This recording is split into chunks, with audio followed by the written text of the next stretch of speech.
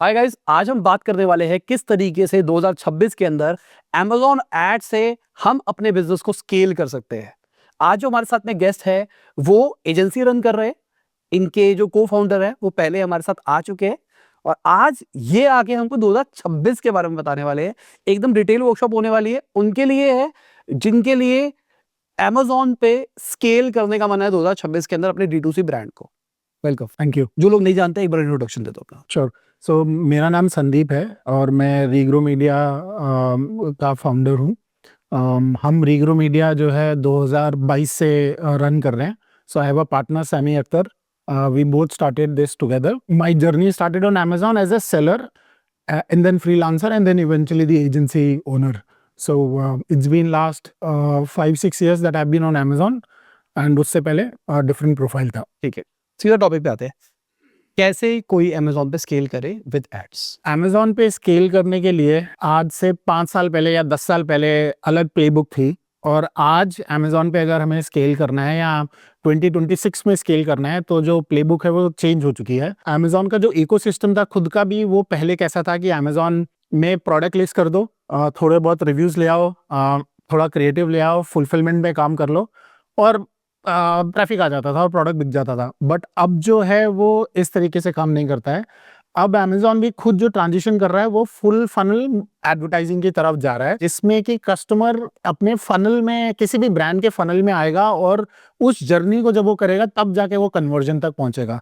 तो वही शायद हम बात करेंगे कि जो फुल फनल एडवर्टाइजिंग है जो आने वाले टाइम में Amazon भी जिसकी तरफ जा रहा है वो क्या है, उसको और अच्छे से समझ सकते हैं। ठीक है, तो एक बार पहले फनल बताओ, ये फनल है क्या, फिर उसके बाद आगे एडवर्टाइजिंग की तरफ चलेंगे। जो मार्केटिंग फनल है Amazon की, एक क्लासिक मार्केटिंग फनल है जो होता ही है जैसे कि एट द टॉप सबसे ज्यादा ऑडियंस उस साइज पे रहती है which is awareness as a stage.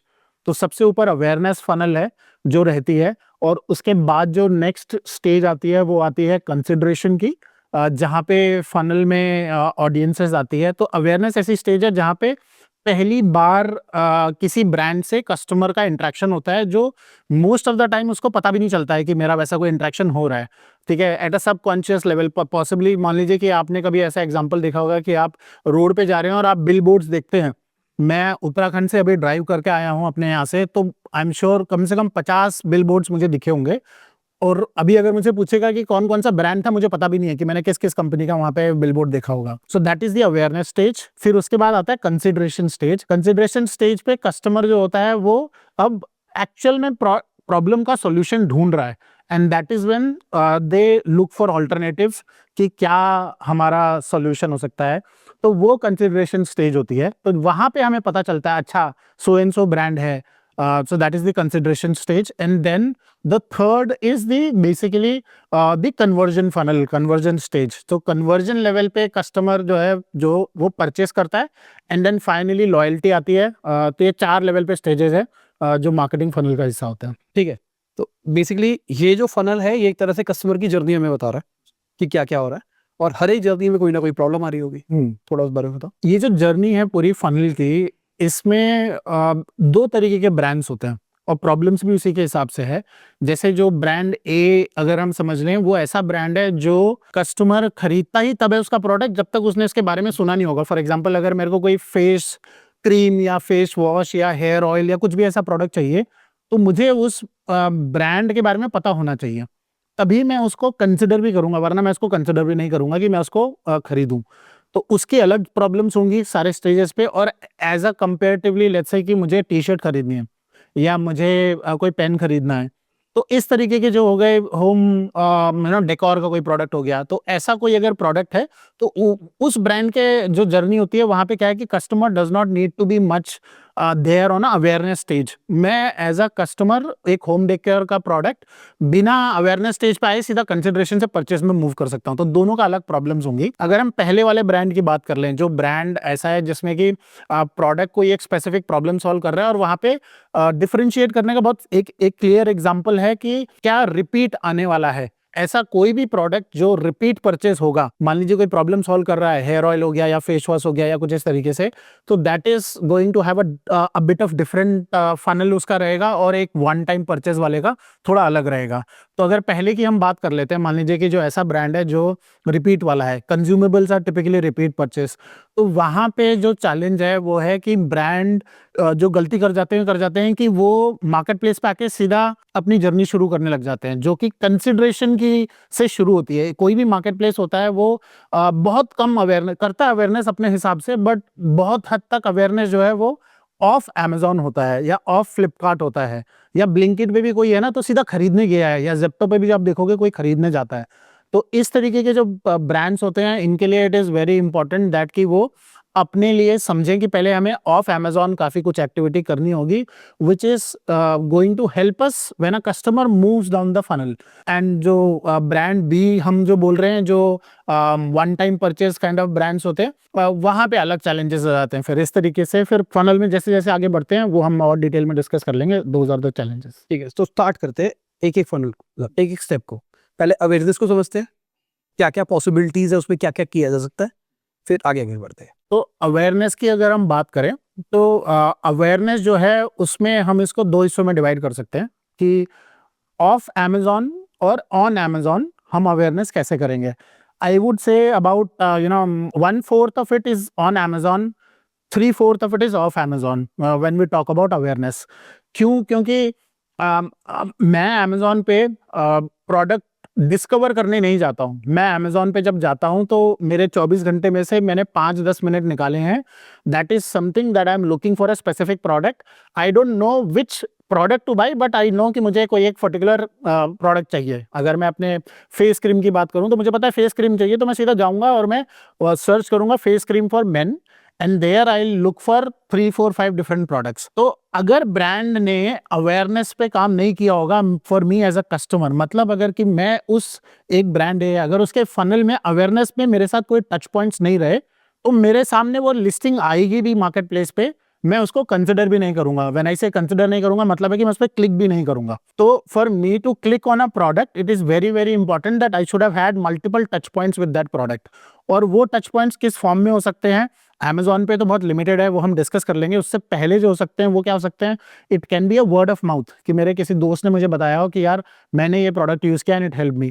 और it can be in form of कि मैंने इंस्टा पे या मैं मेटा पे फेसबुक पे टाइम स्पेंड कर रहा था और मैंने बार बार वहाँ पे 3-4 बार वो ऐड देखा है, ताकि अब मुझे सबकॉन्शियस रिकॉल होगा जब मैं सर्च कर रहा हूँ फेस क्रीम फॉर मेन, इस तरीके से। या फिर मैंने ऑफलाइन या प्रिंट मीडिया में कहीं देखा है, और हो सकता है कि वो मैंने कभी भी उस एड के साथ इंटरेक्ट नहीं किया होगा। अवेयरनेस इज ऑल अबाउट कि वो टच पॉइंट्स, अगर मेरे 3 से 5 टच पॉइंट किसी ब्रांड के साथ हुए हैं किसी भी फॉर्म में, तो that means I have entered their awareness funnel and I have moved on to consideration. और Amazon पे अगर हम बात करेंगे अवेयरनेस के लिए, तो Amazon कुछ सॉल्यूशंस ऑफर करता है, जिसमें एक सोल्यूशन जो बहुत यूनिक और बहुत हेल्पफुल है, that is DSP, which is demand side platform, which is a programmatic ads of Amazon। But DSP हर एक ब्रांड के लिए नहीं है। इनिशियल स्टेज पे जो होते हैं टिपिकली उनके लिए इतना हेल्पफुल नहीं होता है DSP। DSP is for more matured brands, I would से। कोई भी अगर 30 लाख 50 लाख कम से कम महीने का कर रहा है, उसको DSP ज्यादा बेटर सूटेड करता है एज कम्पेयर टू जो उससे कम कर रहा है। उसके अलावा भी सॉल्यूशंस हैं।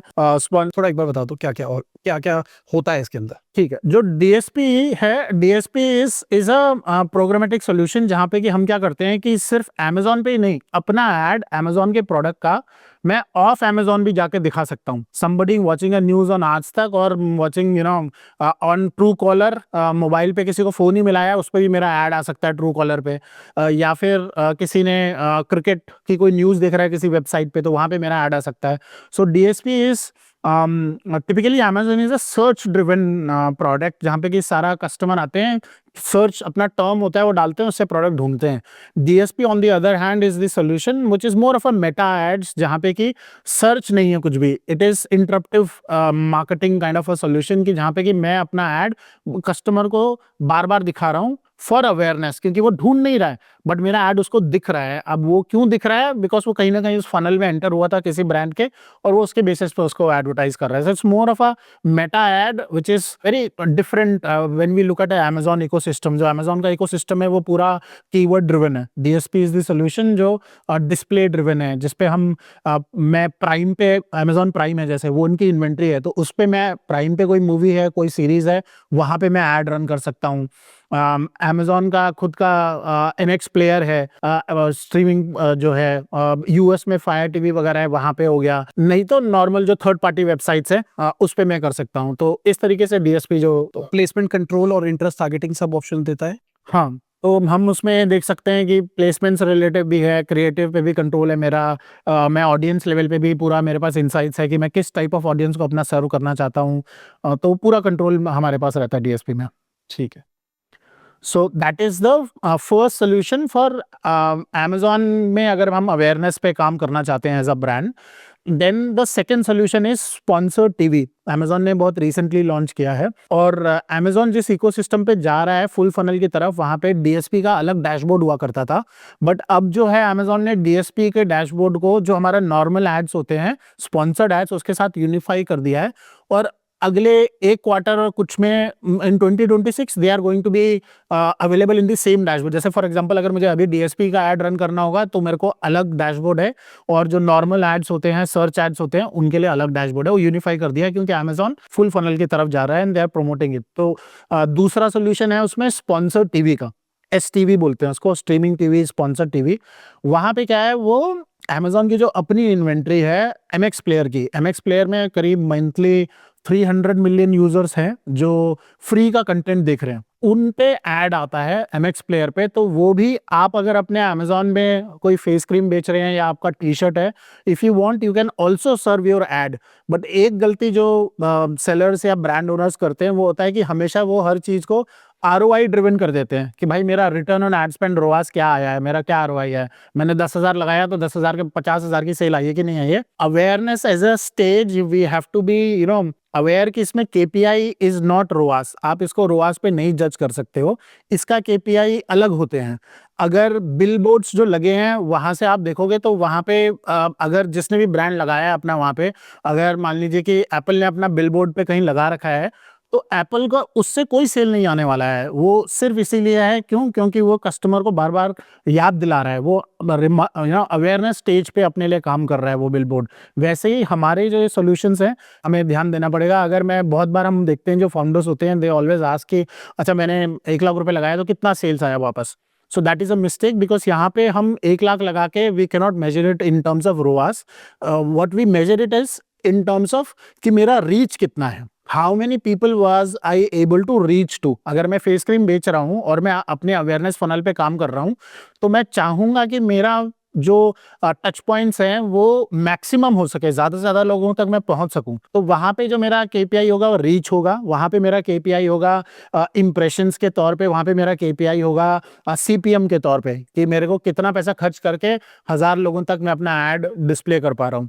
सो ये अवेयरनेस स्टेज पे Amazon जो है DSP का सोल्यूशन देता है, STV का सोल्यूशन देता है, जो बहुत रिसेंट है। टीवी के अंदर क्या हमारे पास फ्रीक्वेंसी कैपिंग का भी ऑप्शन होता है?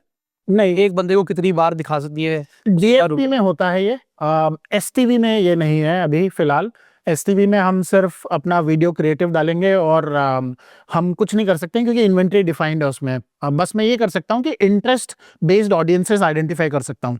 मेरा प्रोडक्ट अगर स्पोर्ट्स का है तो मैं sports based interest audience identify कर सकता हूँ और उस तरीके से मैं ये कर सकता हूँ और क्रिएटिव डालूंगा। फ्रीक्वेंसी का रीच वो सब मैं लिमिट नहीं कर सकता, वो DSP में मैं कर सकता हूँ।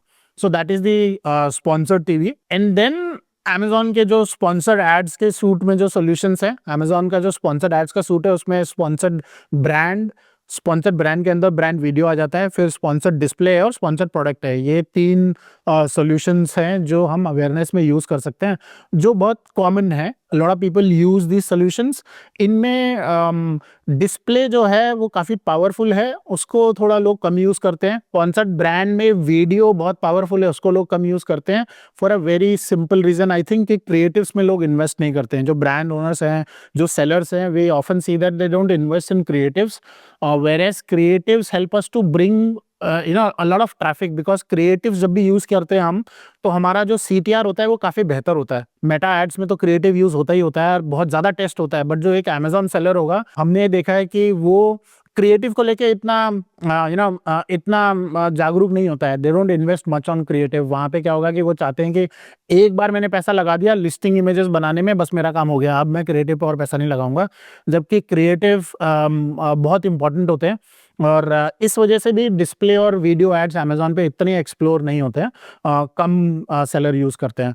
और वहाँ पे भी हम अवेयरनेस के लिए उन्हें यूज करते हैं। फिर से वही प्रॉब्लम होता है कि we see a lot of advertisers की ब्रांड में और डिस्प्ले जो एड्स है हमारे स्पॉन्सर्ड ब्रांड और स्पॉन्सर्ड डिस्प्ले, वहाँ पे फिर से रोआज ढूंढने लग जाते हैं कि कितना है। I think we have to be aware कि हम अगर अभी these ads move across the funnel, DSP को मैं अवेयरनेस के बदले नीचे रीटारगेटिंग में भी यूज कर सकता हूँ। मुझे पता होना चाहिए कि मैं किस स्टेज के लिए यूज कर रहा हूँ अभी उस सोल्यूशन को, और उसके KPIs में उस हिसाब से जज करूँ।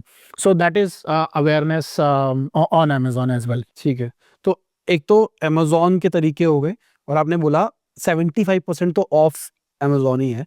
अगर मैं अवेयरनेस की बात करके चलूँ, तो यहाँ से मुझे एक चीज़ समझ में आ रही है कि आज एक ब्रांड के लिए सोशल मीडिया पे प्रेजेंस होना, और प्रेजेंस का मतलब फोटो प्रोडक्ट की डालना नहीं, प्रॉपर वीडियोस, कुछ कंटेंट क्रिएट करना एक बहुत इंपॉर्टेंट नीड हो गई है बिल्कुल अगर वो अवेयरनेस बढ़ाना चाहता तो। बिल्कुल बहुत इंपॉर्टेंट है, क्योंकि जो टच पॉइंट्स है मुझे मैं कंट्रोल नहीं कर पाता हूँ।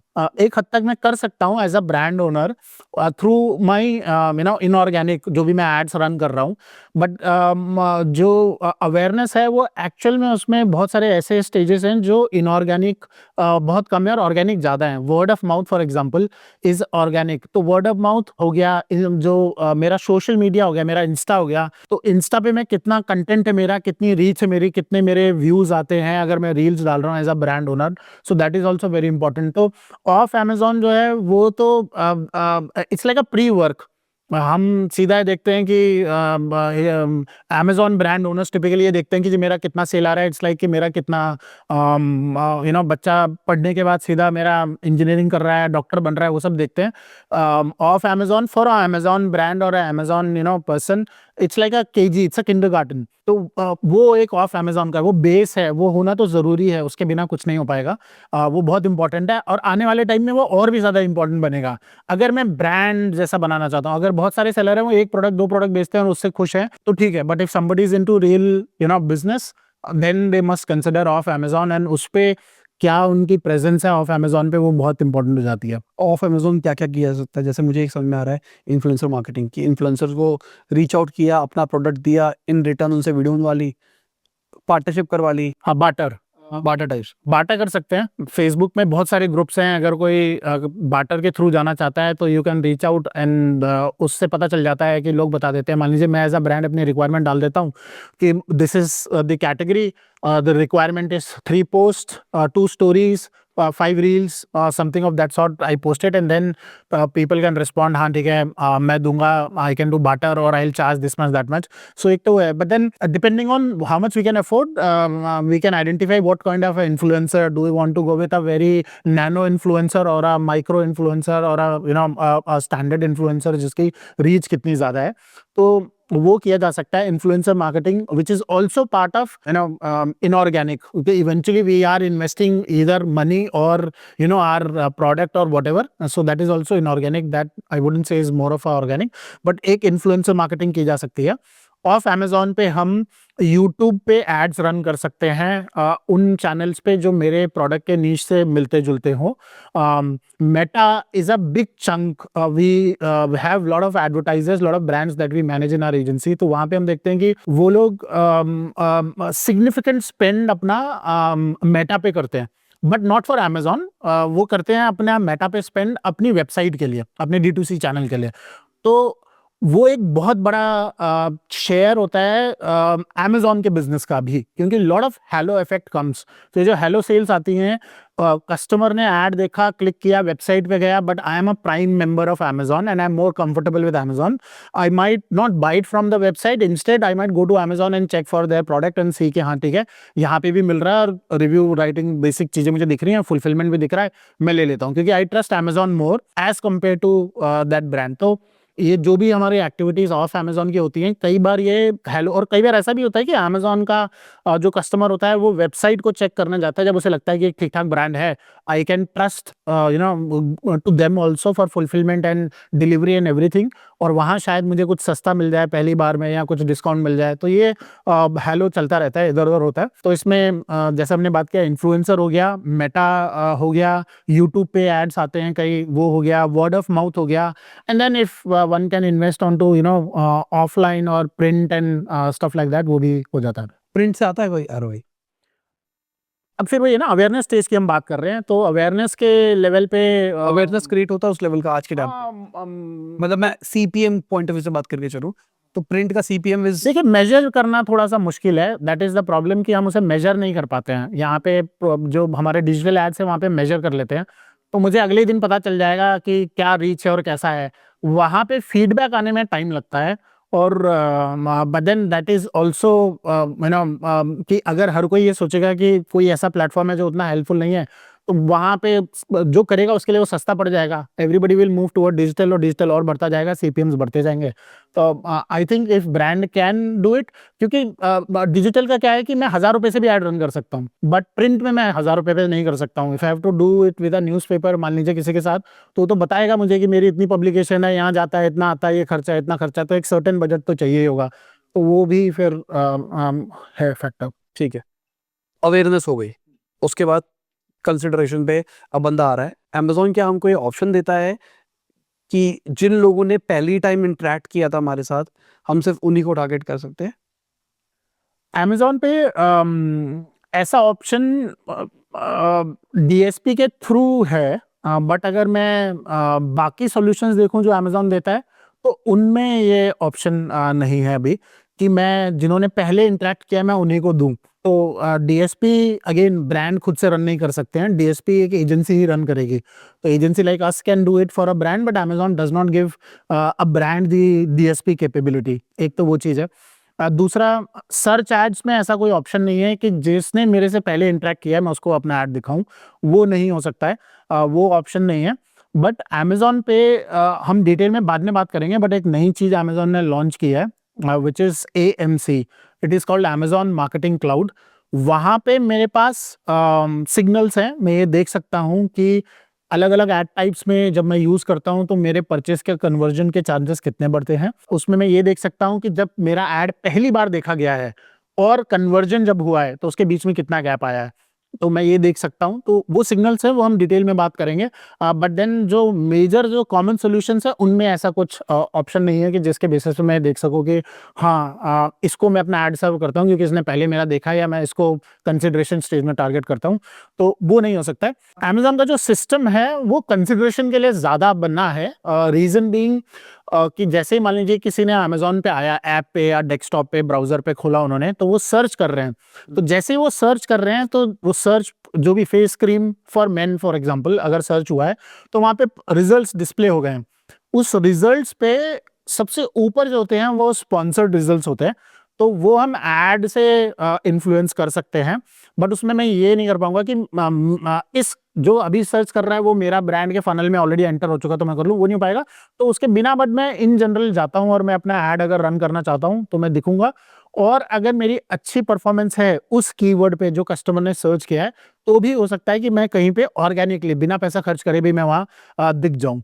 तो ये कंसिडरेशन स्टेज से टिपिकल अमेज़न की जर्नी शुरू होती है, जहाँ पे ब्रांड के रिजल्ट्स दिख रहे हैं। अब कस्टमर के ऊपर है कि वो मान लीजिए पेड सर्च पे क्लिक कर दे जो रिजल्ट आ रखा है, या ऑर्गेनिक पे क्लिक कर दे और फिर उसके प्रोडक्ट पेज पे जाके उसको चेक करे। So that is what all the consideration is all about, basically clicking a product, then looking at it, क्या प्राइस पॉइंट है, कितना ग्रामेज है, क्या रिव्यू रेटिंग है, कितने जल्दी डिलीवरी होगी, कैसे इमेजेस हैं, क्या ये इसके इंग्रेडिएंट्स वो हैं जो मुझे हेल्प कर सकते हैं। एंड देन वहीं पे क्या होता है कि सर्च के अलावा कंसिडरेशन में, सर्च पेज के अलावा प्रोडक्ट डिटेल पेज पे भी है एड प्लेसमेंट्स आती हैं। तो हम दूसरे के मान लीजिए कि मॉम्स कंपनी मामा अर्थ के प्रोडक्ट पेज पे ऐड रन कर सकता है, तो वो सारी चीजें हैं। तो उससे क्या होगा कि somebody in their consideration they see a competitor brand कि जिसका प्रोडक्ट में या तो सस्ता था या तो फुलफिलमेंट जल्दी थी, वो उसके उसमें रिजल्ट में दिख रहा है, वो उस पर क्लिक कर जाएगा। फिर तो ये हॉपिंग जो product hopping is very common on Amazon, क्योंकि कस्टमर 5-10 मिनट देने वाला है और उसने में उसको डिसाइड करनी है कि मुझे ऐड टू कार्ट करना है. So the typical behaviour of an Amazon customer is कि वो खोलेगा, क्लिक करेगा, फिर दूसरे पेज में चले जाएगा, क्लिक करेगा, एक प्रोडक्ट उसे लगा कि ये मेरी प्रॉब्लम सॉल्व कर रहा है, add to cart. But then the journey continues. इसका मतलब ये नहीं कि मैंने एक ऐड टू कार्ट कर दिया तो my journey is over. Most of the time the shoppers what they do is add to cart करेंगे, फिर वापस से अपनी सर्च शुरू कर देंगे, फिर देखेंगे तो मैं हो सकता है ऐसे 3 या 4 प्रोडक्ट अपने कार्ट में ऐड कर दूं with in the span of 5-7-10 minutes that I have got. Now evening, weekend, tomorrow, whenever I have time, I go back to my cart and then I check, okay, I had shortlisted 3 products. इन 3 में से कौन सा product अब मैं लेने वाला हूँ. उन 3 में से जो लेना हो उसको मैं बाकियों को हटाऊंगा अपने कार्ट से, जो लेना है उसको मैं ऐड टू कार्ट करके जो कर रखा है आगे परचेस में ले जाऊंगा. क्योंकि ये हमारे Amazon के डेटा सिग्नल्स में दिख जाता है कि कितने इंप्रेशंस आए हैं, कितने क्लिक्स आए हैं, कितने ऐड टू कार्ट्स आए हैं और कितने परचेसेस आए हैं. So we see broadly 3:1 kind of a ratio for add to cart to purchase. तो इसका मतलब ये है कि बहुत सारे लोग प्रोडक्ट्स कार्ट में ऐड करते हैं, but not every product that is added to cart is bought. तो कंसिडरेशन में ये हॉपिंग बहुत कॉमन है. और एक्चुअल में लोग सोचते हैं कि मैं कीवर्ड पे बहुत ज़्यादा इन्वेस्ट करूं और बहुत अच्छे से रैंक करूं. आई थिंक जो सर्च से जो परचेज होता है वो रफली 1/3 है. 2/3 of a purchase is from competitor product pages. जो दूसरे के प्रोडक्ट पेज में हम एड्स लगाते हैं ना, वो हम मेरे एक्सपीरियंस से 2/3 of purchase comes from there, 1/3 is only the search. And you can validate this. आपके पास डेटा है Amazon में, आप जाके देख सकते हो कि मेरा सर्च से कितना सेल्स आती हैं और जो बची हुई सेल है इसका मतलब वो सिर्फ एक ही ऑप्शन है कि कॉम्पिटिटर पेज से आ रही होंगी काफ़ी हद तक. कैसे करें, क्या कंसिडर में क्या क्या कर सकते हैं? कंसिडरेशन के KPIs को फिर हमें समझना पड़ेगा. कंसिडरेशन के जो KPIs होते हैं उसके जो KPI हो गया वो हो गया CTR. So that is a very important KPI at a consideration stage. Then detail page view, DPVRs, detail page view rate. Then sessions बोल लो, पेज भी बोल लो, ग्लांस भी बोल लो, मोर लेस थोड़ा थोड़ा डिफरेंस है, बट एक ये KPI हो गया, ये एक इंपॉर्टेंट KPI हो जाता है at this stage. So these are a few KPIs. CPC is one of the KPI here. तो ये कुछ KPIs हैं जिनको हमें कंसिडरेशन में समझना पड़ेगा. और यहाँ पे भी कंसिडरेशन स्टेज में भी ROS is not N KPI. ठीक है. Add to cart is a KPI here, consideration stage पे. तो मुझे ये पता होना चाहिए कि मेरे KPIs क्या हैं while I am now working on my consideration funnel. तो ये जो KPIs हैं इनमें जैसे CTR अगर हम देखें तो CTR इज सिंपल टर्म्स में बोले तो मेरा ऐड कितनी बार दिखा और उसके बाद कस्टमर ने क्लिक कितने में किया है. मान लीजिए कि मेरा ऐड 1000 बार दिखा था और क्लिक जो हुआ है वो 100 बार हुआ है, तो that is 10% of CTR. So 10% is a very good number. We don't see that kind of CTR on Amazon. Typically Amazon पे जो CTR होता है वो roughly anything beyond 0.3 is considered a good CTR. 0.3 का मतलब समझ सकते हो कि कितना कम पे हम बात कर रहे हैं. ठीक है. तो 0.3 के ऊपर अगर है तो we consider it is a good CTR. 0.6 मतलब बहुत अच्छा CTR. यहाँ पे मैं रोकना चाहूंगा, अगर मैं सर्च एड चलाऊंगा कीवर्ड वाली तो उसमें CTR रिलेटिवली ज़्यादा होगा, और अगर कस्टमर जो कॉम्पिटिटर के प्रोडक्ट पेज पे चलाऊंगा तो वहां पे CTR कम होगा. देखिए Amazon ना हमें एज अ जब हम ऐड रन करते हैं सो गिव्स अस द लेवरेज कि मैं सर्च का चलाऊं या फिर मैं प्रोडक्ट पेज का चलाऊं, बट बैकएंड में दे बिहेव मोर और लेस सेम. आप अगर प्रोडक्ट का भी रन करोगे तो भी आपको सर्च में प्लेसमेंट मिल सकती है, आपने सर्च का रन किया तो भी आपको प्रोडक्ट पेज पर प्लेसमेंट मिल सकती है. तो ये आपस में बैकएंड में इंटरचेंज हो जाते हैं. सर्च हो चाहे प्रोडक्ट पेज हो, मोर और लेस जो CTR है वो सेम ही रहता है, बहुत ज्यादा चेंज नहीं होता है. जो डिफरेंस आता है CTR में अगर हम इन एड टाइप्स की बात करें जो Amazon के बेसिक एड टाइप्स है या फिर जो नॉन क्रिएटिव एड टाइप्स है, वहां पे सबसे ज्यादा जो फैक्टर CTR को डिसाइड करता है दैट इज द प्लेसमेंट, कि मेरा एड ऊपर आया है कि नीचे आया. That is what defines the CTR. Typically जब आपका एड ऊपर आएगा विच is a very competitive placement, तो वहां पे CTR ज्यादा होगा। क्यों? क्योंकि कस्टमर ने सर्च किया, उसे दिखा, उसने तुरंत क्लिक कर दिया। एज कम्पेयर टू कस्टमर ने सर्च करके मैंने एक लीवर ऐड कर दिया है, एक एक्स्ट्रा स्टेप है उसके लिए, उसको स्क्रॉल करके जाना। तो जितने ज्यादा स्टेप्स ऐड होते जाएंगे उतना ज्यादा मेरे लीवर्स बढ़ते जाएंगे और वो कस्टमर के लिए उतना ज्यादा मुश्किल होता चला जाएगा कि for me to get the desired numbers. तो CTR के लिए प्लेसमेंट इज अगर मैं नॉन क्रिएटिव ऐड की बात कर रहा हूं तो एक इंपॉर्टेंट फैक्टर हो जाता है। उसके अलावा अगर हम देखेंगे तो रेलेवेंसी बहुत इंपॉर्टेंट हो जाती है। मान लीजिए कि face wash for main for acne skin, अगर एक्ने का फेस वॉश है मुझे दिख रहा है तो CTR ज्यादा होगा। अगर मुझे फेस वॉश मान लीजिए आ गया which is not an acne, which is something else, vitamin C और something like that, so possibly क्या होगा कि वहां पे CTR कम हो जाएगा। तो relevancy plays a important role for consideration KPI which is CTR। यहाँ पे रोकना चाहूंगा, क्या ये हमारे पे पॉसिबिलिटी हम टाइटल चेंज कर सके during the ad? For example, हमको पता है एक एक्ने वाला आता है, हमारा फेस वॉश 3 प्रॉब्लम सॉल्व करता है। एक विटामिन सी है मान लो, एक एक्ने सॉल्व करता है और एक डर्ट पॉल्यूशन से बचाता है। तो हमने 3 ऐड अलग अलग चला दी और तीनों में टाइटल्स अलग अलग कर दिए। क्या ये पॉसिबिलिटी है? नहीं, हम ये चेंज नहीं कर सकते अमेजोन पे। मतलब हमारे प्रोडक्ट का जो टाइटल होगा वही दिखाई देगा। जो प्रोडक्ट का टाइटल है, जो प्रोडक्ट की इमेज है, वही दिखाई देगी।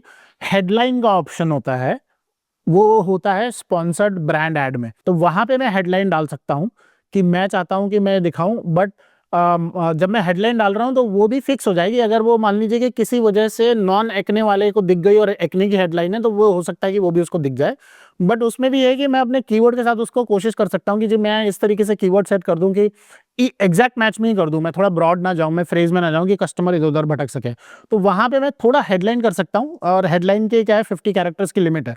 तो वो जो 50 कैरेक्टर्स में मैं जितना हेडलाइन दिखाना चाहता हूं वो दिख जाएगा, क्रिएटिव दिख जाएगा, मेरा वीडियो है या फिर जो मेरा स्टैटिक है जो भी है वो दिख जाएगा, बट जो एक्चुअल टाइटल है वो भी दिखेगा। तो अगर मेरा प्रोडक्ट मान लीजिए कि कॉम्बिनेशन है और टाइटल का शुरू का एक पोर्शन ही दिखता है सर्च लेवल पे जब तक कस्टमर क्लिक नहीं करेगा, तो अगर शुरू में वो नहीं है विटामिन, मान लीजिए एक्ने नहीं है शुरू में मैंने लिखा हुआ है विटामिन सी से शुरू कर रखा है उसको, अगर तो फिर जो शुरू का दिख रहा है वो उतना ही दिखेगा।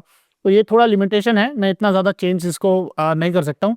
उसका रीज़न भी है कि अमेज़ॉन, ये सब हम बाकी प्लेटफॉर्म्स में कर सकें, शायद सोशल मीडिया में कर सकें। अमेज़ॉन पे क्या है, अमेज़ॉन का जो कस्टमर है वो खुद का है।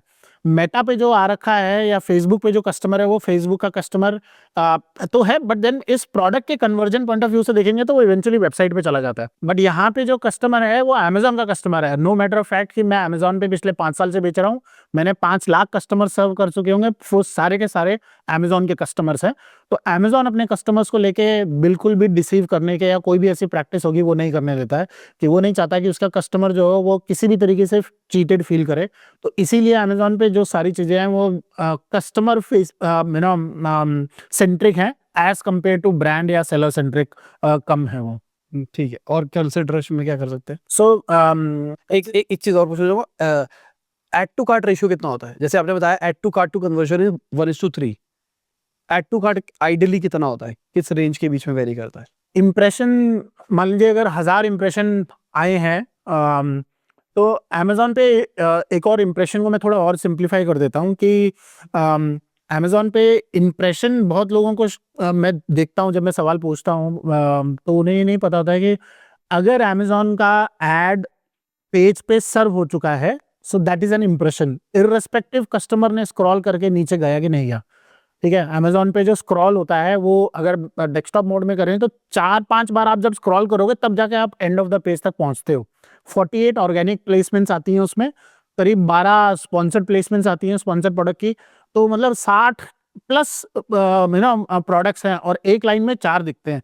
तो आप सोच सकते हो कि एक स्क्रीन में करीब 12 प्रोडक्ट्स ही आपको एक बार में दिखेंगे, तो 4 करीब स्क्रॉल लगते हैं। आपका एड प्लेसमेंट अगर नीचे भी आ गया तो that is still an impression, even customer did not scroll, उसने ऊपर ही सर्च करके क्लिक करके चला गया, तो इंप्रेशन काउंट सिग्निफिकेंटली हायर होता है। इसीलिए CTR जो है 0.3 भी अच्छा माना जाता है for this very same reason, क्योंकि इंप्रेशंस इस तरीके से है। दूसरा एक और इंप्रेशन होता है अमेज़ॉन पे which is viewable impression. Viewable impression का मतलब क्या हुआ कि व्यूएबल इंप्रेशन वो इंप्रेशन होता है जो कस्टमर ने देखा होगा, शॉपर ने देखा होगा। कैसे डिफाइन होता है वो डिफाइन होता है कि वो एड जो भी है 50% तो स्क्रीन पे आना चाहिए शॉपर के। अगर वो स्क्रीन पे आया ही नहीं, नीचे कहीं था, तो वो viewable impression is 0 in that case. तो 50% तो स्क्रीन पे आना चाहिए कम से कम। और दूसरा, अगर वो स्टैटिक ऐड है तो 1 सेकेंड, और वीडियो ऐड है तो 2 सेकेंड प्ले होना चाहिए, स्क्रीन पे रहना चाहिए basically. Then it is an viewable impression, actual impression. तो दो तरीके के इंप्रेशन होते हैं। जो क्रिएटिव वाले एड्स हैं वहां पे विएबल इंप्रेशन और इंप्रेशन दोनों में चूज कर सकता हूं, और जो नॉन क्रिएटिव एड्स हैं, जो सर्च बेस्ड एड्स टिपिकल जो होते हैं, जो सबसे ज्यादा चलते हैं, वहां पे आपके पास ऑप्शन नहीं है, वहां पे सिर्फ इंप्रेशन ही इंप्रेशन है, जो सिंपल वाला विच इज काउंटेड। तो कंसिडरेशन में सीटीआर को इंप्रूव करने के लिए, which is the most important matrix in this stage, CTR को इंप्रूव करने के लिए हमको ये समझना पड़ेगा कि जैसे ही कस्टमर ने सर्च किया है तो उसको सर्च पेज पे क्या क्या इंफॉर्मेशन दिख रही है। अगर मैं वो साइंस को फॉलो करूंगा तो मैं समझ जाऊंगा कि मैं सीटीआर को कैसे इंप्रूव कर सकता हूं। तो सबसे पहले तो रेलेवेंसी वाला फंडा है। अगर मैं बेच रहा हूं एक्ने का, तो एक्ने का ही मेरा फेस वॉश दिखना चाहिए कस्टमर को। विटामिन सी या फिर कुछ पोल्यूशन कंट्रोल दिखेगा तो काफी हद तक मेरा सीटीआर खराब आ जाएगा, ठीक है। दूसरा, जो सर्च रिजल्ट का पेज होता है, उस पे 50% जो प्लेसमेंट है वो है आपके प्रोडक्ट की main image. So main image आधा ले रहा है, बाकी बचे हुए आधे इंफॉर्मेशन में टाइटल भी है, प्राइसिंग भी है, रेटिंग्स भी है, आपका कोई डिस्काउंट, डील टैग, कूपन भी है, फुलफिलमेंट, डिलीवरी टाइमलाइंस भी है। तो 4-5 इंफॉर्मेशन आ जाती हैं बचे हुए में। तो जो 50% इमेज है वो बहुत इंपॉर्टेंट है इसका मतलब। और वो कौन सी इमेज है वो मैं चेंज नहीं कर सकता हूँ unless it is a creative ad. तो वो कौन सी इमेज है, वो है मेरी मेन इमेज प्रोडक्ट की। तो जो मेरा प्रोडक्ट का जो मेन इमेज है, जो लिस्टिंग इमेज है, that image has to stand out to help me improve my consideration. बहुत बार होता है कि हम ब्रांड्स को देखते हैं कि वो बोलते हैं कि जी मेरा कन्वर्जन बुरा है, मेरा सीटीआर बुरा है, इन सब नंबरों पे बात करते हैं, but when we bring them back to their main image तो वो उसमें बात नहीं करना चाहते हैं। तो आप सर्च पे देख सकते हो कि आपका प्रोडक्ट कैसा दिख रहा है, और आपको अपने कॉम्पिटिटर्स के भी दिख जाएंगे। जिसकी भी सबसे बेस्ट इमेज होगी, सबसे बेहतर इमेज होगी, वो सबसे ज्यादा सीटीआर लेने के लिए एलिजिबल होगा। और भी फैक्टर्स है, उन पर हम बात करेंगे, but main image is one of the most important aspect. तो जो मेन इमेज है, इसमें हमको डिफरेंशिएशन दिखाना है। अगर मान लीजिए मैं अभी बात कर रहा था किसी ब्रांड के साथ, तो they sell sling bags and leather bags and ladies के बैग्स। तो जो उनका एक बैग था वो हैंड बैग था। तो छोटा सा बैग है, उसके ऊपर हैंडल होता है जिसको लेडी पकड़ती है, and there was a sling attached to it as well. उनकी जो मेन इमेज थी ना, उसमें ये स्लिंग नहीं दिख रहा था, and it was a sling bag come hand bag, मतलब हैंड बैग और स्लिंग के साथ था। और वो मुझे बोल रहे हैं कि हमारा नहीं परफॉर्मेंस अच्छा रहा है, ये नहीं आ रहा है। तो जब हम फिर और घुस रहे थे तो देख रहे थे कि प्रोडक्ट बाय प्रोडक्ट, तो देखा मैंने, बोला कि यार आपके कॉम्पिटिटर्स जितने हैं उनके जो बैग्स हैं उसमें बहुत क्लियरली स्लिंग विजिबल है। दूसरा, उन्होंने अलग से एक एक टैग टाइप भी दिखा रखा था, 100% लेदर, वीगन लेदर, इस तरीके से जो है। तो ये सारी चीजें, जो कुछ भी जो मेन इमेज में जो भी मेरा डिफरेंशिएशन फैक्टर होता है, दिस डिसाइड्स कि मेरा सीटीआर अच्छा होगा कि बुरा होगा। क्यों? 50% इमेज तो वही दिख रही है कस्टमर को क्लिक करने के लिए। तो main image plays a very important role. It's an investment that we should do. And then बाकी के फैक्टर्स होते हैं जो सीटीआर के लिए क्या है। Pricing, you can never beat. Indian market is very price sensitive, तो pricing is definitely very important. तो pricing, मान लीजिए कि मैं सर्च रिजल्ट पे आ गया हूँ for whatever sponsored organic आ गया हूँ। सब लोग जो बेच रहे हैं अपने प्रोडक्ट्स, वो बेच रहे हैं फेस वॉश 300, 400, 300, 400, 500, और मेरा अकेले का फेस वॉश है जो 800 रुपए का बिक रहा है। तो क्या लगता है सीटीआर क्या होगा? बहुत बुरा होगा। क्यों? क्योंकि मेरा प्रोडक्ट का प्राइसिंग ही सबसे ऑफ, तो कस्टमर क्लिक भी नहीं करेगा, मुझे आएगा भी नहीं कि मेरे देखने के लिए 800 रुपए का फेस वॉश मैं क्यों लूं, ठीक है। अनलेस कि मैं ऐसे कीवर्ड पे शो अप हो रहा हूं जहां पे कि वो मुझे ही ढूंढ रहा है, ठीक है। कोई ऐसा है कि कोई स्पेसिफिक प्रॉब्लम मैं सॉल्व कर रहा हूं और बाकी लोग वो सॉल्व नहीं कर रहे हैं। जैसे मान लीजिए सब लोग विटामिन सी और पॉल्यूशन कंट्रोल है ऐसा फेस वॉश बेच रहे हैं, मैं ही अकेला एक नहीं बेच रहा हूँ। तो अगर मेरा एक्ने का होगा तो ठीक है, वरना अगर रेलेवेंसी सबकी बराबर है, सब रेलेवेंट है, और प्राइसिंग मेरा सबसे डबल है, तो मेरा सीटीआर बहुत बुरा होने वाला है। तो pricing of course has to be competitive with what my peers are offering. इसके अलावा review rating important role play करते हैं। सबके रेटिंग दिख रहे हैं 500, 2000, 25,000, और मेरा रेटिंग है 3, तो मेरा सीटीआर कम होगा। वो एक होना चाहिए। सबका average rating star is 4 star, 4 star, 4.5 star, and I M at a 3 star, 2.5 star, मेरा सीटीआर कम होगा। सबका फुलफिलमेंट जो है, कस्टमर मुंबई में बैठ के सर्च कर रहा है, मेरा माल जो पड़ा है दिल्ली में, सब लोग जो हैं बाकी के sellers, majority of them have their in the same state, they have somewhere in Maharashtra delivery 1 दिन 2 दिन की है और मेरा दिल्ली से आने में 3 दिन 4 दिन लग जाएगा, my CTR is going to be low. तो ये सारे फैक्टर्स जो हैं जो सर्च पेज पे दिख रहे हैं हमको, उनको देखना पड़ेगा। और अगर मेरा अच्छा CTR होगा तो जो मेरे अदर बाकी KPIs हैं वो भी इम्पैक्ट हो जाते हैं। एंड Amazon का जो फ्लाईव्हील है उसमें CTR is one of the very important aspect. अगर किसी को भी अपना बिजनेस ग्रो करना है तो उसमें से एक फैक्टर CTR है। अगर अपना CTR अपने कैटेगरी से अच्छा कर लेगा तो Amazon को पता चल जाता है कि यार ये प्रोडक्ट पे लोग ज्यादा इंटरेस्ट ले रहे हैं, तो Amazon उसको और ज्यादा दिखाना शुरू कर देता है कस्टमर को। सो that is consideration and the KPIs around that. तो जैसे अभी आपने पॉइंट 3 का बोला है कि CTR रहता है एक गुड, मतलब अगर 1000 लोग आ रहे हैं तो 3 लोग ही एक्चुअली मेरे लैंडिंग पेज पे लैंड करने वाले हैं। तो ये जो 3 लोग लैंड करने वाले हैं, landing page to add to cart ratio ideal number क्या होना चाहिए? In Amazon sense, it is not as a landing in ad level if we talk about, it is the clicks. तो क्लिक के बाद possible है कि drop हो जाए, ठीक है, बाउंस हो जाए, बट देन हम अभी मान लेते हैं कि वो लैंडिंग पेज ही है for the sake of discussion. तो टिपिकली 1000 से मान लो कि सिर्फ 3 लोग 4 लोग 5 लोग 6 लोग इतना क्लिक करते हैं। 6 से ऊपर कोई करता है तो बहुत अच्छी बात है।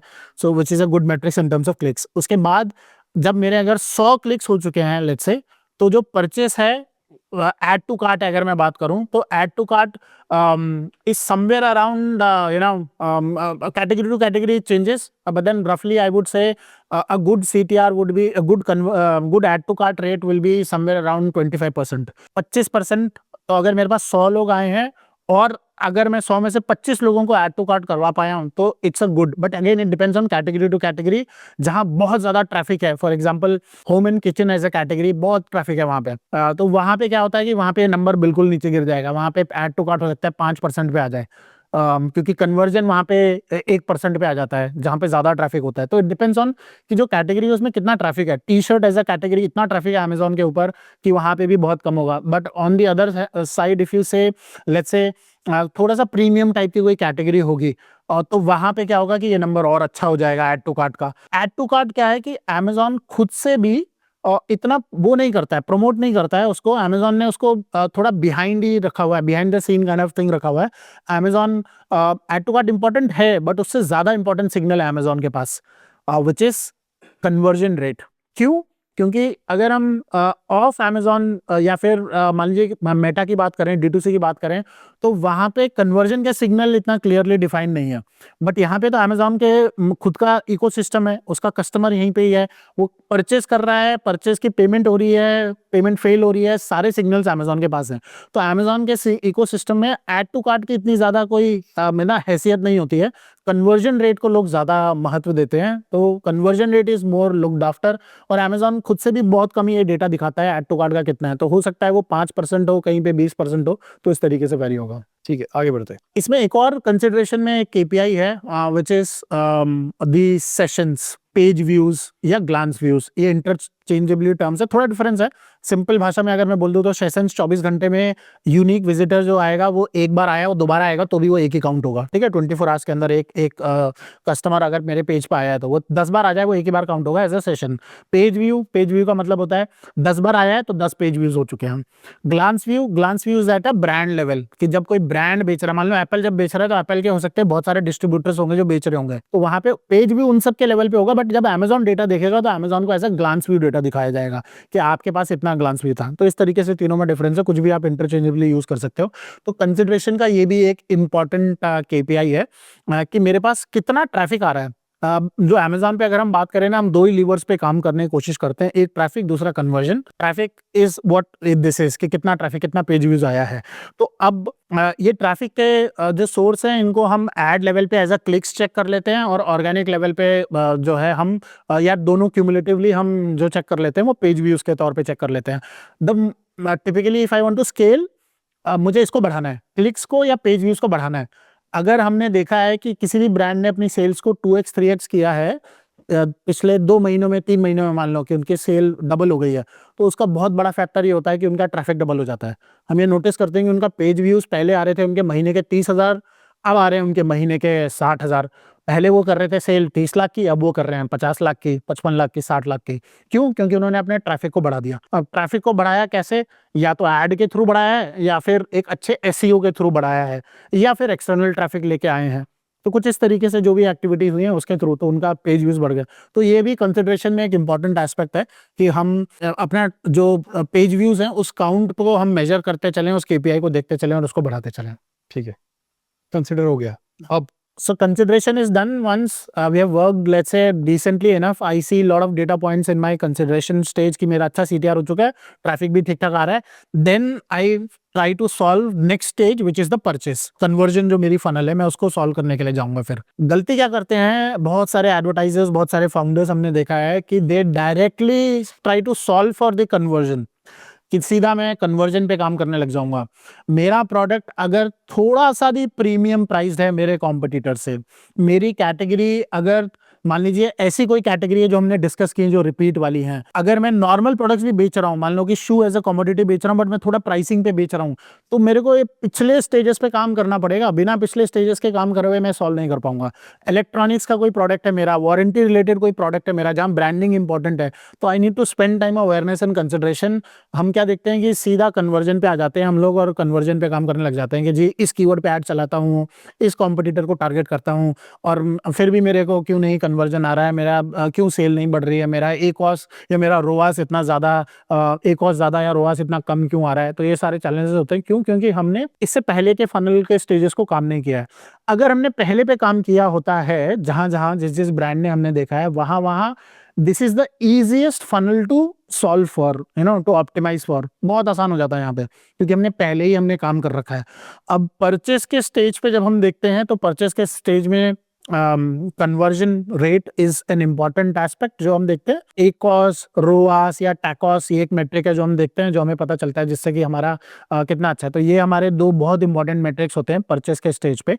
अभी परचेज में भी अगर कोई कंज्यूमेबल प्रोडक्ट है, रिपीट परचेस का है, तो वहां पे मेरा नंबर्स, मेरे केपीआईज बहुत अच्छे होंगे जब वो ब्रांडेड सर्च के थ्रू मैं देखूंगा। और जब मैं जेनरिक कीवर्ड्स के थ्रू देखूंगा तो आई will B bleeding. For example हमारे पास ब्रांड्स हैं जहाँ पे उनका ब्रांडेड सर्च है। मान लो कोई फेस वॉश बेच रहा है, ब्रांडेड है, और वो पिछले 15 साल से, 10 साल से, 5 साल से फंडेड है, they are very heavily on their advertising and they have worked on their funnel. तो वहाँ पे ब्रांडेड में जैसे for example Mamaearth face wash, उसका जो सर्च वॉल्यूम है वो इतना सिग्निफिकेंट है कि मामा अर्थ अपना अगर फेस वॉश से जो बिजनेस कर रहा है ना, तो सिर्फ फेस वॉश या जनरिक टर्म में आप देखोगे तो वहाँ उनकी परफॉर्मेंस बहुत बुरी है, बट वो ऑफसेट हो जाती है क्योंकि यहाँ पे उनकी इतनी अच्छी परफॉर्मेंस है ब्रांडेड टर्म्स पे। तो कोई भी कंज्यूमेबल प्रोडक्ट या फिर नॉर्मल प्रोडक्ट भी है बट प्राइस हायर है, तो उसको कुछ ना कुछ तो ब्रांडिंग वाली फील देनी है और वहाँ पे उसको ब्रांड पे काम करना है ताकि कस्टमर ब्रांड टर्म से आके ढूंढे।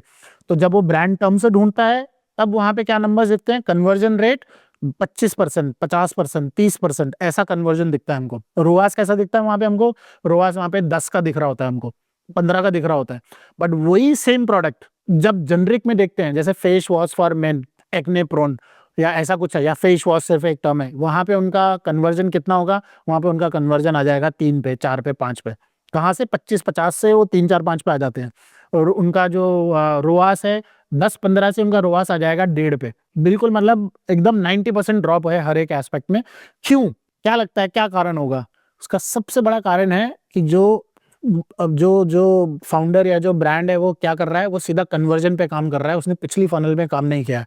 अगर कस्टमर ने मेरे फनल में ब्रांड अवेयरनेस से एंटर किया था, फिर कंसिडरेशन में आया था और फिर वो परचेस पे आ रहा है ना, तो परचेस पे ऐसा नहीं होता है कि मैंने एक ही टाइम में मैं सारा फनल में एक ही within 5 minutes I will be going through. नहीं, it's a journey that I might have to go through in 1 month, 2 months, 3 months down the line.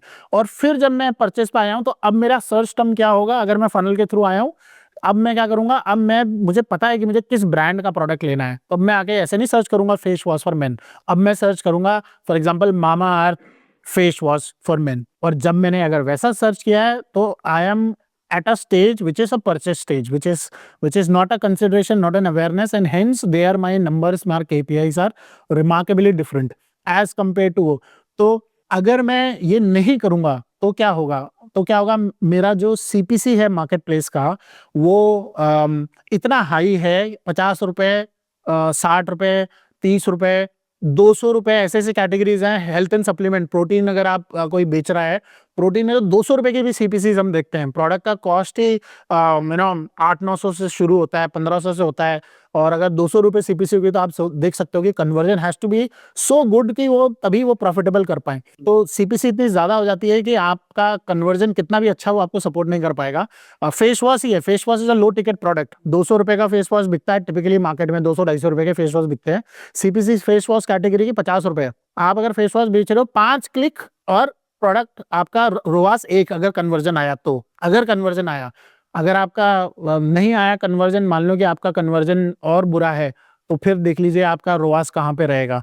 और that is where loyalty stage helps, which will talk about later, but that is the purchase stage जहाँ पे ये signals हम देखते हैं। ठीक है, आपने 3 केपीआईज के बारे में बात करी थी, आरओएस और टैकोस और एक और कुछ, थोड़ा तीनों को एक्सप्लेन कर दो। कन्वर्जन के अलावा जो 3 कॉमन इंटरचेंजेबली यूज होते हैं अमेज़न में, ROAS is return on ad spend. मैंने ₹100 लगाया और ₹1000 का सेल्स निकाला, सो दैट इज 10 का रोआस। देन दूसरा एकॉस हम यूज करते हैं। ACoS is advertising cost of sale. ₹100 लगाया, 1000 का सेल आया, तो यहाँ पे 100 divided by 1000 is 10%। So that is my 10%। तो वहाँ ₹10 रोआस मेरा ₹10 का था, यहाँ पे मेरा एकॉस 10% का, अगर ये नंबर्स है। और टैकॉस में क्या होगा कि ये एड लेवल के नंबर्स हम अभी तक बात कर रहे थे कि ₹100 I spent, ₹1000 I got ad sales, but total sales मेरा कितना आया, possibly I might have done a total sales of 5000। तो टैकॉस जब मैं चेक करूंगा तो मैं 100 डिवाइडेड बाय 5000 करूंगा, व्हिच इज 2, आई थिंक इस तरीके से रहेगा। So 2% of my TACoS if my calculation right. तो ये 3 केपीआई से इस तरीके से हम कैलकुलेट करते हैं। ठीक है, अमेज़न पे मतलब ये कॉन्फ्लिक्टिंग व्यूज हैं लोगों के, but I think TACoS is what we should be looking at, and most of the people that I have seen, most of the brands they look at TACoS. But कुछ brands ऐसे हैं जो जिनको लगता है कि नहीं नहीं मैं अपना ऑर्गेनिक क्यों उसमें मिलाऊं, वो तो मेरी मेहनत है जो अपने आप आ रही है, और मैं सिर्फ उसको एड को मिलाऊंगा, which is more of a meta D2C kind of a mindset. Reason being क्योंकि वहां पे क्या होता है कि सारा धंधा जो है वो इसी से ड्रिवन है, जो इनऑर्गेनिक है, जो भी हम ट्रैफिक ला रहे हैं।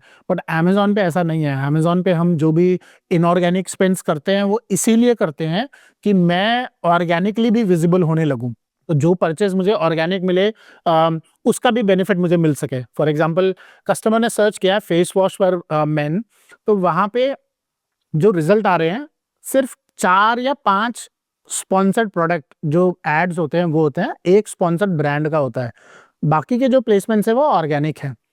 तो हम जो ऑर्गेनिक प्रेजेंस लेने के लिए करते हैं, अगर मान लीजिए मैं आज की डेट में कोई प्रोडक्ट लॉन्च करता हूं और मैं बोलता हूं मैं ऑर्गेनिक ही जाऊंगा, तो मेरा जो प्लेसमेंट होगा ना वो चौथे पेज पे, 8वें पेज पे, 10वें पेज पे कहीं होगा। Ads help me to jump the queue and be in front of the customer, but then I have to pay Amazon for it. तो बहुत बार lot of founders take pride in that they are doing only organic, which is good that they are doing only organic, and unfortunately but the way the things are कि organic and inorganic जो उनको separate नहीं कर सकते हैं, वो दोनों अब mixed हैं। और Amazon पे तो बहुत ही ज़्यादा mixed है। क्यों? क्योंकि जब मैं jump करके सामने आऊँगा, 10 बार आऊँगा, 10 में से 5 बार क्लिक करूंगा, 5 में से 1 या 2 बार कन्वर्जन लेके आ पाऊंगा, तो मैं Amazon को वो सिग्नल जो आज से 10 दिन बाद मुझे देना था, जब वो मुझे कभी कभी आगे लाके दिखाता, मैं वो जो 10 दिन बाद जो काम करूंगा मैं आज ही कर पा रहा हूँ, और Amazon को सिग्नल दिखा पा रहा हूँ कि देखो भाई कस्टमर जब ये सर्च कर रहा है और मुझे क्लिक कर रहा है, तो that's a one signal that Amazon has in form of a CTR, and then customer ने क्लिक तो करा है और उसके बाद खरीदा भी है, so that's a conversion signal that I am giving to the Amazon as a seller, as a brand owner. तो वो ये जो सिग्नल्स हैं वो मैं एडवर्टाइजिंग के थ्रू जल्दी दे सकता हूँ, I can jump the Q, और जल्दी मैं ये दिखा सकूं और कर सकूं, ताकि Amazon मुझे फिर जो ऑर्गेनिक प्लेसमेंट चौथे पेज पे दे रहा था ना, अब वो मुझे चौथे से उठा के तीसरे पे ले आएगा, बोलेगा चलो ठीक है अब तुम तीसरे पे आ चुके हो, अब तीसरे से फिर वो मुझे उठा के दूसरे पे ले आएगा, फिर पहले पे ले आएगा, पहले पे नीचे रखेगा। जैसे जैसे मेरा एड अच्छा करता जाएगा, तो Amazon पैसा कब कमाता है? Amazon पैसा कमाता है ऑफ कोर्स एड्स के थ्रू। Amazon का अच्छा खासा बिजनेस जो आता है वो एडवर्टाइजिंग से आता है, बट जो दूसरा उसका जो उससे भी ज़्यादा बिजनेस जो आता है वो कहाँ से आता है? वो आता है जब प्रोडक्ट बिकता है। That is when Amazon gets their commission, fulfilment होती है, उसका पैसा है, कोरियर का पैसा कमाता है Amazon, वो सारी चीज़ें कमाता है। तो Amazon के लिए सिर्फ एड से पैसा कमाना काफ़ी नहीं है, Amazon को प्रोडक्ट बेचना भी है। तो वो जो प्रोडक्ट बेचना है तो एड से तो चलो क्लिक है, बट जो प्रोडक्ट बिक रहा है तो तब Amazon कमा रहा है। तो Amazon तो चाहेगा कि आप एड रन करो, क्लिक्स के लिए मुझे पे करो और फिर अपना प्रोडक्ट बेचो भी, ताकि Amazon और पैसा कमा सके। वरना मैंने तो लिस्ट कर दिया, मान लीजिए बहुत सारे लोग अपना प्रोडक्ट लिस्ट कर देते हैं और कोई सेल नहीं है, तो Amazon कुछ नहीं कमा रहा उससे।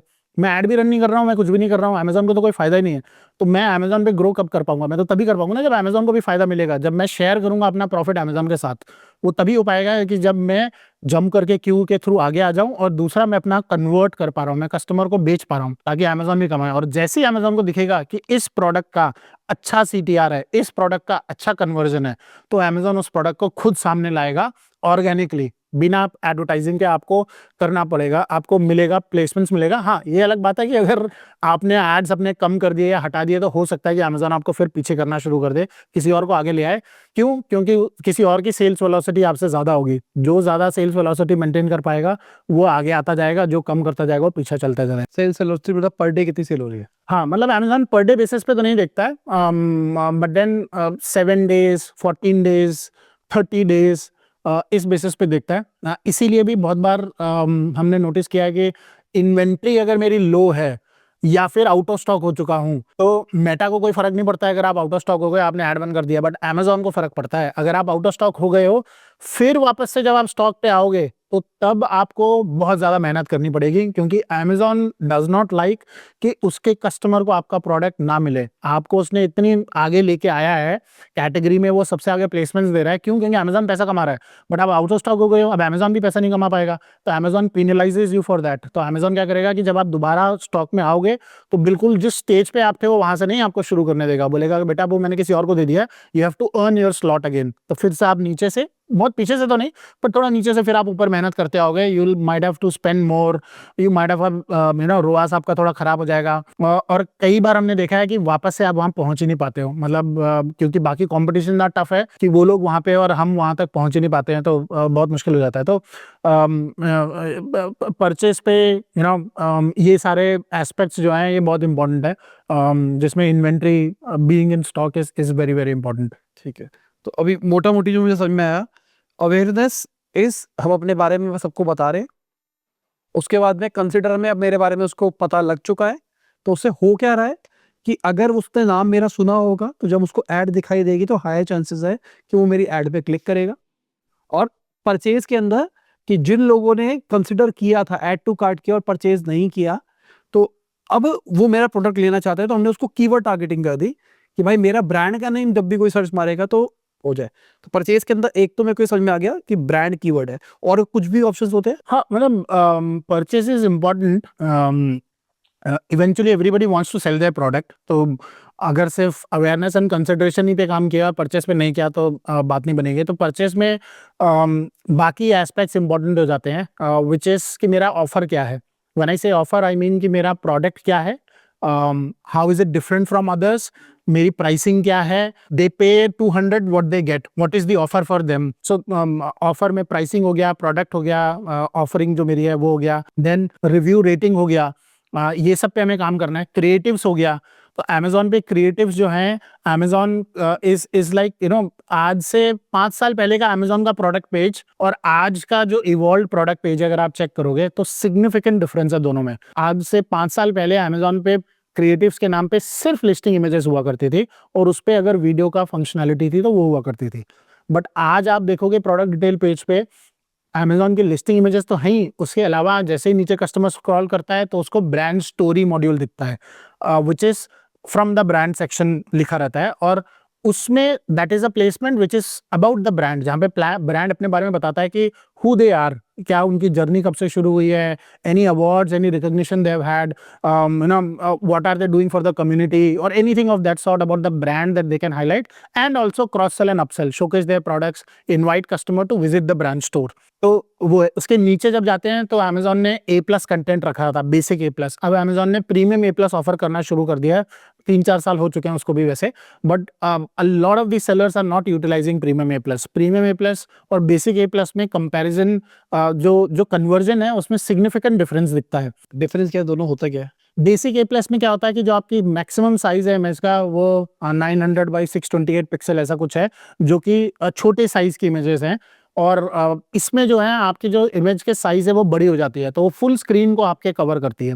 एक ये डिफरेंस है। दूसरा, आप इस प्रीमियम A+ में वीडियो मॉड्यूल ऐड कर सकते हो, बेसिक में आप वीडियो मॉड्यूल ऐड नहीं कर सकते हो।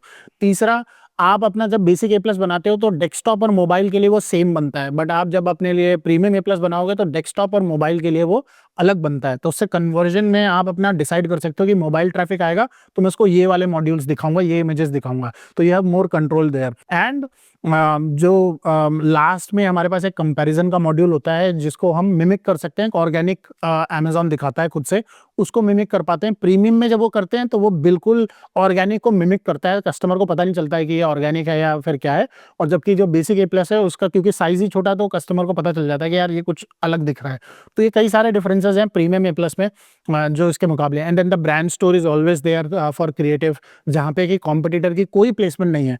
That is the safest place for a brand where there is no competitor, वहाँ पे सिर्फ मेरे ब्रांड की इन्फॉर्मेशन रहेगी। बट आपका जो प्रोडक्ट डिटेल पेज है वहाँ पे 36 और कॉम्पिटिटर अपना एड प्लेस करके बैठे हुए हैं, और आप उनको हटा नहीं सकते हो। ज़्यादा से ज़्यादा ये कर सकते हो कि ब्रांड डिफेंस कर लो, आप अपने ऐड खुद पे चला लो, बट देन अगेन उसके लिए आपको पैसा देना पड़ेगा। बट ब्रांड स्टोर पे अगर आप ट्रैफिक ले जा पा रहे हो किसी भी तरीके से, there are ways that you can take traffic to brand store, तो वहाँ पे आपको you don't have to pay for your own placements, because वो सिर्फ आप ही का है, ऑर्गेनिक है, कोई एडवर्टाइजिंग नहीं है उसके अंदर।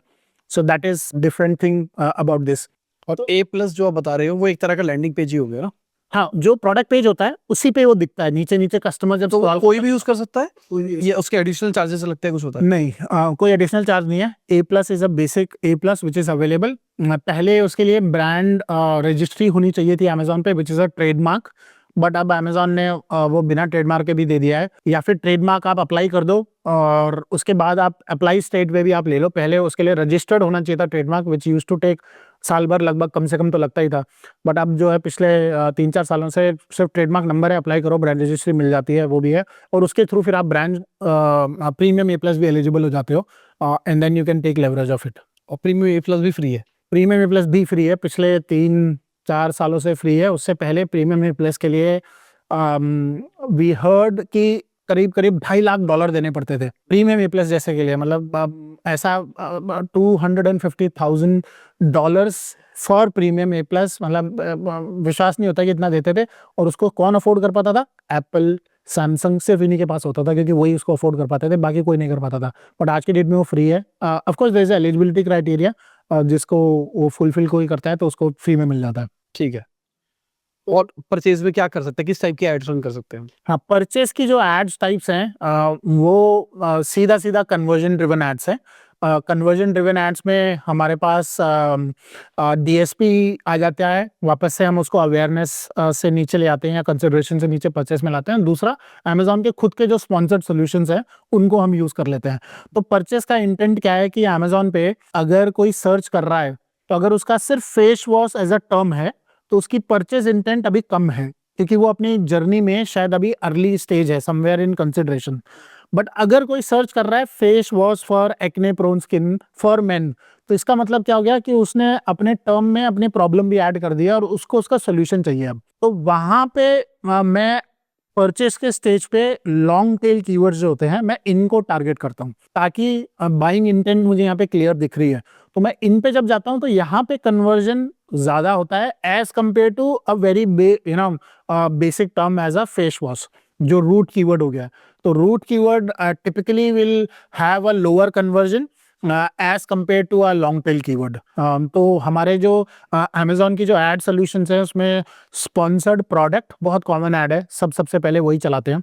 स्पॉन्सर्ड प्रोडक्ट में भी एक बहुत कॉमन ऐड है ऑटो कैंपेन। मतलब कोई भी शुरू करता है Amazon पे बेचना तो they start with sponsored product and auto campaign, और कुछ नहीं करना है, ऑटो में Amazon खुद ही अपने आप डिसाइड करेगा कि किस टर्म पे किस कॉम्पिटिटर के प्रोडक्ट पे मेरे पेज को दिखाना है, और बेस्ड ऑन माय ऑफर या तो वो अच्छा परफॉर्म करेगा या बुरा करेगा मेरे प्रोडक्ट पेज पर, रिव्यू, रेटिंग, इमेजेस वगैरह जो भी है उसके बेसिस पे। अगर मेरा मोटा मोटी I have done basic job, then it typically does well. But then you cannot always rely on auto. Of course, there are a lot of other ad types. Then you learn auto and then you take keywords out of it and then you move them to manual campaign, product targeting, category targeting, ये सब करते हो। तो sponsored product जो है वो बनाई conversion purchase stage के लिए है, और इसी स्टेज पे स्पॉन्सर्ड ब्रांड भी यूज होता है थ्रू वीडियो एड्स। तो हम वीडियो के थ्रू, सेम बाइंग इंटेंट है कस्टमर की, मुझे दिख रहा है, उस पर मैं वीडियो ऐड रन कर सकता हूं ताकि कस्टमर को अब मैं वीडियो के थ्रू एक्सप्लेन कर सकूं मेरा प्रोडक्ट जो है वो ये तेरी प्रॉब्लम सॉल्व करता है, ठीक है। So that is something that also does well. Then sponsored display एक एड टाइप है। स्पॉन्सर्ड डिस्प्ले में मैं रीटारगेटिंग कर सकता हूं। I can also go up in the funnel using display, but बहुत कम उसे यूज करते हैं। बट रीटारगेटिंग के लिए काफी कॉमन यूज होता है। रीटारगेटिंग दो तरीके की होती है अमेजोन पे डिस्प्ले के थ्रू, एक व्यूज की रीटारगेटिंग, दूसरा परचेस की रीटारगेटिंग। व्यूज की रीटारगेटिंग क्या हुआ, जिसने मेरा प्रोडक्ट पेज पे आया दोबारा मेरा ऐड उसको दिखाऊं, या उसमें एक और ऑप्शन है, आप थोड़ा और एक्सपैंड करना चाहते हो, मेरे जैसे किसी भी प्रोडक्ट को देखा मैं उसको भी रिटारगेट कर सकता हूं, ठीक है। अगर मैं फेस वॉश बेच रहा हूँ, किसी और 10 और लोग फेस वॉश बेच रहे हैं, उन पे भी कोई अगर गया था तो मैं उनको भी रिटारगेट, उनको भी मेरा ऐड दिख जाए। थोड़ा ब्लीड करता है वो, क्यों? क्योंकि जो मेरे फनल में एंटर ही नहीं हुआ है, मैं उसको सीधा सोच रहा हूँ मेरा खरीद ले, कन्वर्जन आ जाए, तो नहीं आता है, तो इसलिए वो ब्लीड करता है। तो you have to be cautious with it. जो आपके प्रोडक्ट पेज में आया, मतलब वो आपके फनल में है, तो उसको आप रिटारगेट करके अच्छा कन्वर्जन निकाल पाते हो। एंड देन दूसरा है purchase remarketing. Purchase remarketing loyalty वाले पे चला जाता है, फिर से जिसने मेरे से खरीदा या मेरे जैसे किसी से खरीदा था उसको मेरा ऐड दिखाएं, तो वो डिस्प्ले के ऐड टाइप हो जाते हैं। डिस्प्ले में क्रिएटिव है तो CTR अच्छा आता है, और अगर मैं अच्छा कन्वर्जन निकाल पाऊँ तो नथिंग लाइक इट। ब्रांड में भी क्रिएटिव आ जाता है, स्टैटिक या वीडियो। डिस्प्ले में भी वीडियो आप यूज कर सकते हो। तो again there is CTR definitely better typically in brand and display sponsored product के मुकाबले, क्योंकि स्पॉन्सर्ड प्रोडक्ट की प्लेसमेंट्स भी ज़्यादा हैं तो इंप्रेशन ज़्यादा है। स्पॉन्सर्ड डिस्प्ले और ब्रांड की प्लेसमेंट से कम है, तो क्योंकि इंप्रेशन कम इंप्रेशन होने की वजह से CTR मेरा अपने आप अच्छा, वो भी एक फैक्टर है, आता है उसकी वजह से भी, क्योंकि प्लेसमेंट ही कम है। और महंगा भी पड़ता होगा। हाँ, तो महंगा भी है, कम है तो फिर ज़्यादा लोग उसके लिए फाइट करते हैं। स्पॉन्सर्ड प्रोडक्ट में इतनी प्लेसमेंट्स है कि बहुत सारे लोग हैं, तो डिमांड एंड सप्लाई का कॉन्सेप्ट आ जाता है। बट देन अगेन और ज़्यादा महंगा पड़ता है अगर मेरा अच्छा CTR नहीं है, मेरा अच्छा कन्वर्जन नहीं है, तो इसीलिए भी for the same keyword Amazon might charge you 10 rupee and might charge me 5 rupees only for the same keyword. क्यों? क्योंकि मेरा अच्छा कन्वर्जन है। अगेन Amazon को पैसा कम मिलेगा, सिर्फ क्लिक से नहीं, प्रोडक्ट बेचने से भी मिलेगा। तो Amazon चाहता है कि प्रोडक्ट भी बिके, इसके लिए वो मुझे सस्ते पे देने के लिए तैयार है।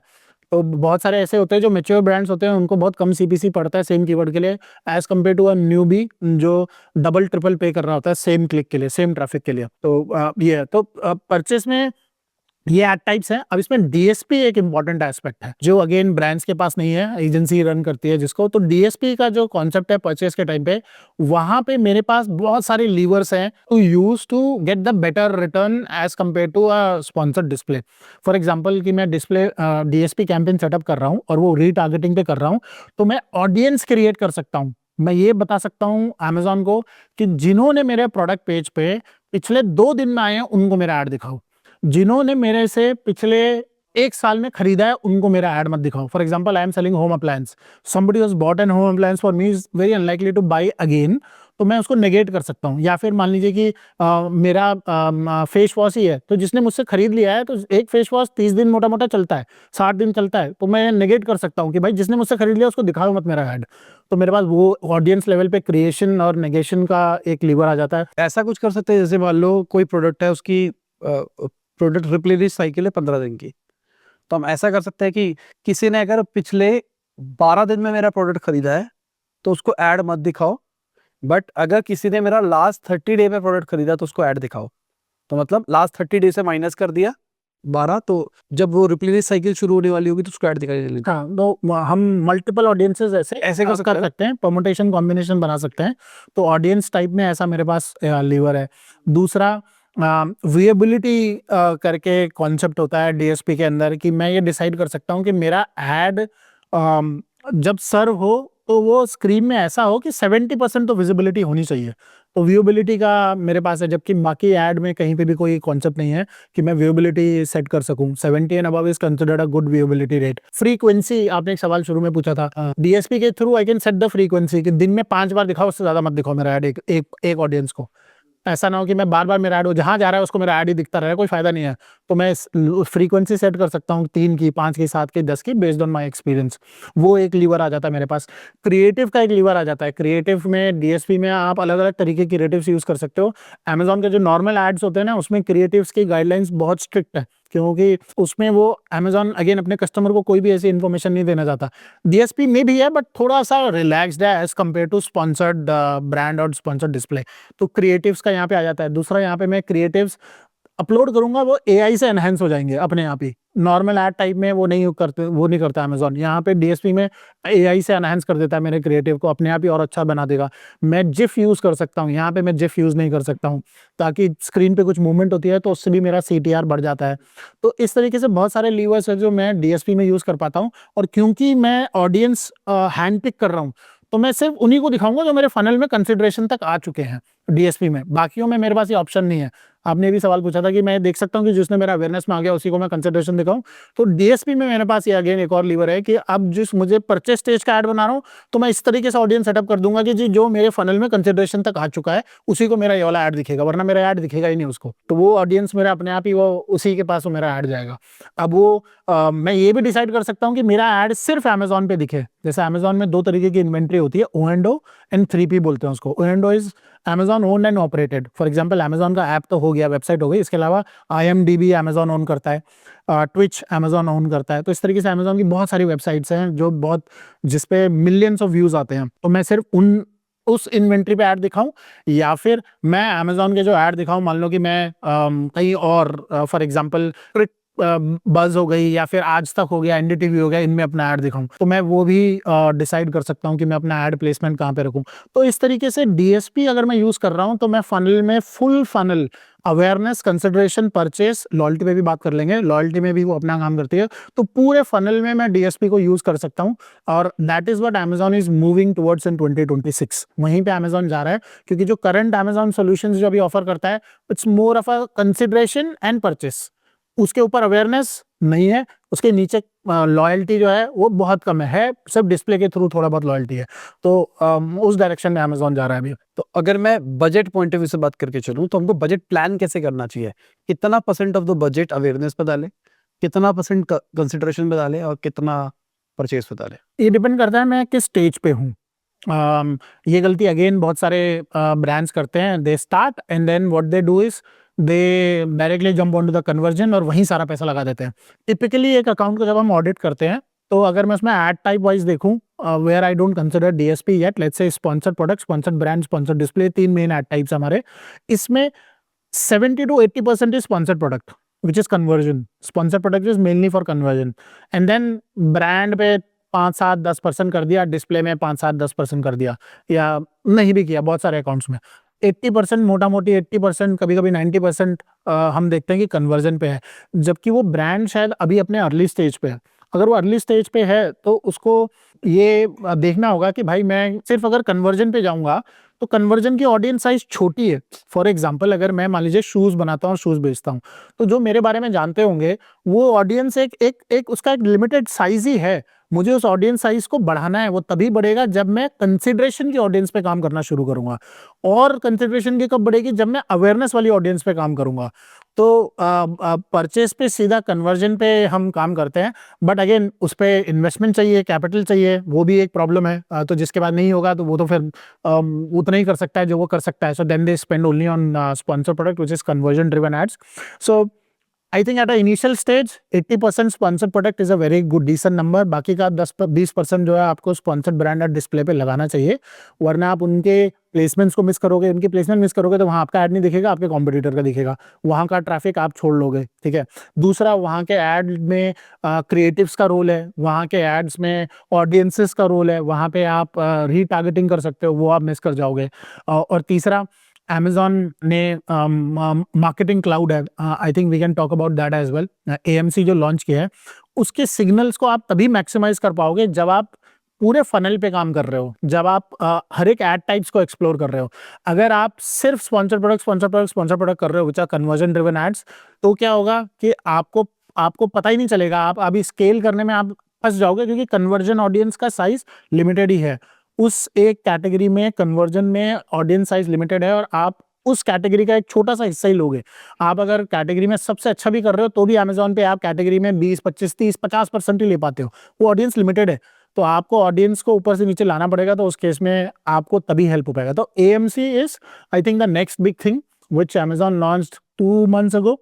अब एएमसी है क्या? एएमसी बहुत सिंपल भाषा में अगर बात करें तो एएमसी एक तरीका है for me to interact and know my audience more. For example, कि अगर मान लीजिए कि मैं डीएसपी भी रन करता हूँ, मैं स्पॉन्सर प्रोडक्ट भी करता हूँ, स्पॉन्सर ब्रांड भी करता हूँ, स्पॉन्सर डिस्प्ले भी रन करता हूँ, तो मैं एएमसी डेटा यूज करके ये पता लगा सकता हूँ कि मेरा जो कस्टमर है वो कौन सा एड पहले देखा, फिर किस पे क्लिक किया, फिर किस पे क्लिक किया, और फिर परचेस किया। तो मुझे पता चल पाएगा कि मेरी जो सबसे बेस्ट कन्वर्टिंग फनल है वो कौन सी है।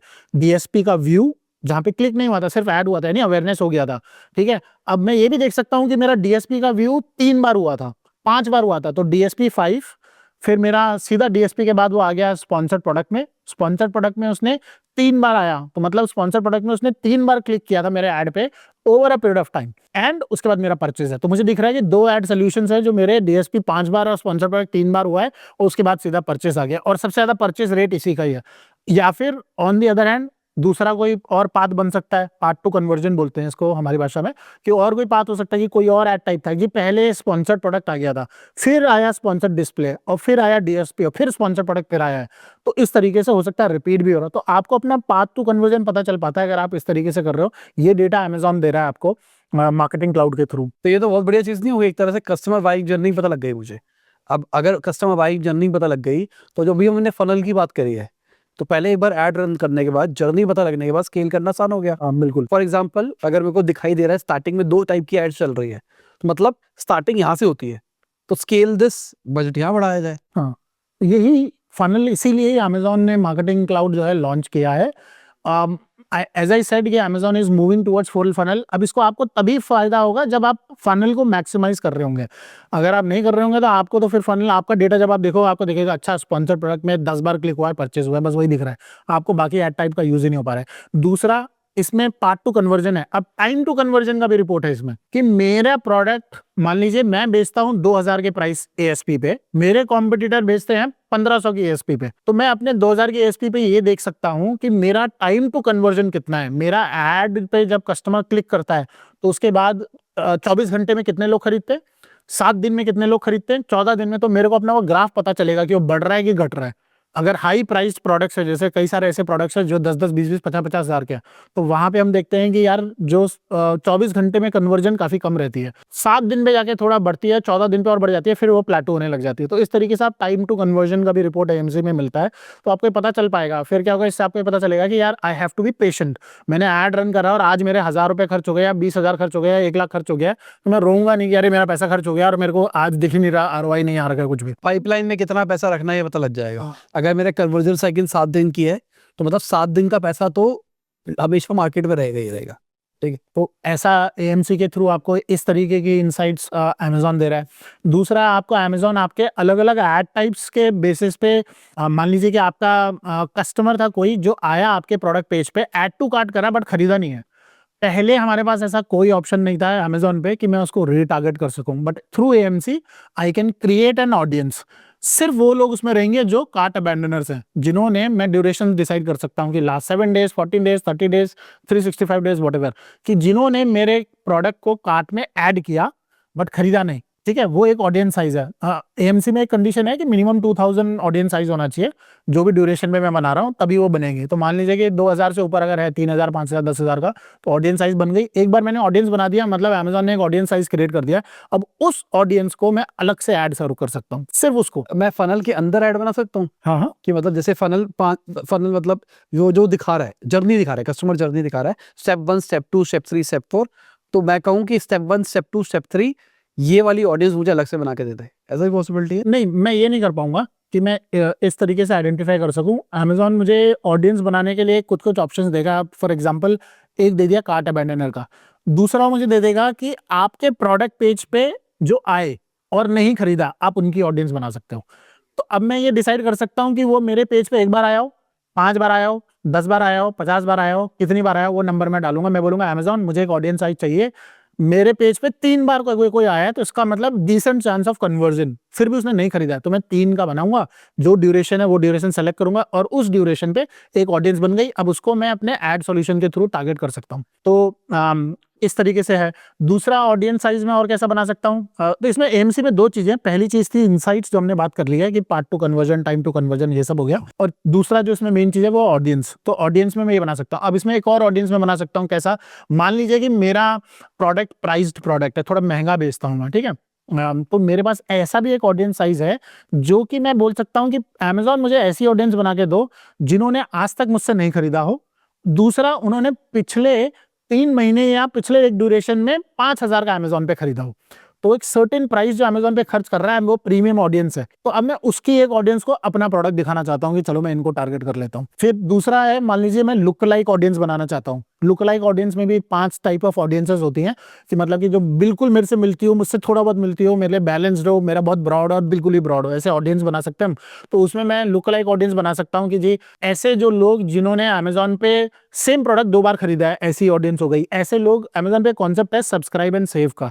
सब्सक्राइब एंड सेव का कॉन्सेप्ट का मतलब होता है कि मान लीजिए कि कोई भी प्रोडक्ट जो रिपीट परचेस का है, उसको अगर मैं सब्सक्राइब कर लूंगा तो 10%, 5%, ऐसा 15% डिस्काउंट है, मेरे को रिपीटेड डिलीवरी अपने आप आती रहेंगी। मतलब मुझे अब परचेस नहीं करना है। एक फेस वॉश है, मुझे पता है कि वो 30 दिन में मैं खत्म कर देता हूँ, 60 दिन में करता हूँ, 90 दिन में करता हूँ, वो ड्यूरेशन में चेंज सेलेक्ट कर लूंगा, Amazon will auto replenish that product to me, ठीक है, मेरे पास अपने आप डिलीवरी आया करेगी।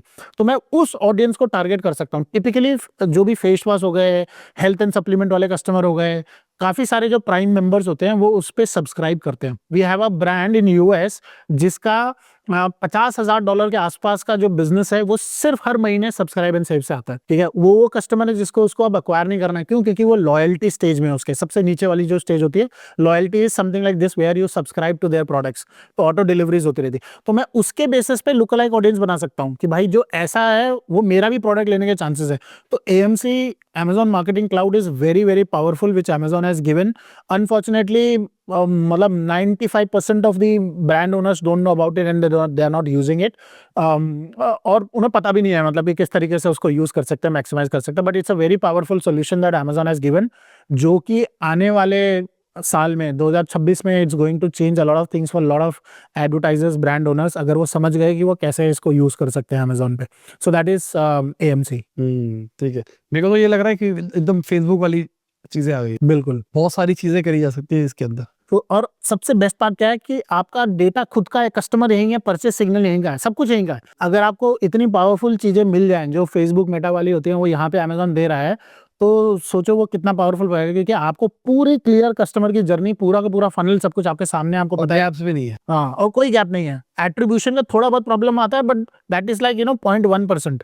अमेजॉन का इकोसिस्टम इतना सुपर डेवलप्ड है, इतने वर्ल्ड वाइड जगह पे काम कर रहा है, they hire the best engineers in the world, और उनका जो स्ट्रैटेजी है, मतलब best in the business is working with the Amazon in terms of the skills. तो जो उन्होंने अपना इकोसिस्टम बना रखा है वो इवॉल्व करते जा रहे हैं और बेहतर करते जा रहे हैं। And I think this is the place to be for any advertiser, for any brand. They cannot ignore Amazon, they have to be on Amazon. नहीं रहेंगे तो अमेजॉन के पास ऑडियंस है, कस्टमर है, सब कुछ है, हमें बस अपने आपको बेस्ट तरीके से प्रेजेंट करना है उसके सामने to get maximum out of it. And that's where last stage of our funnel which is loyalty comes in.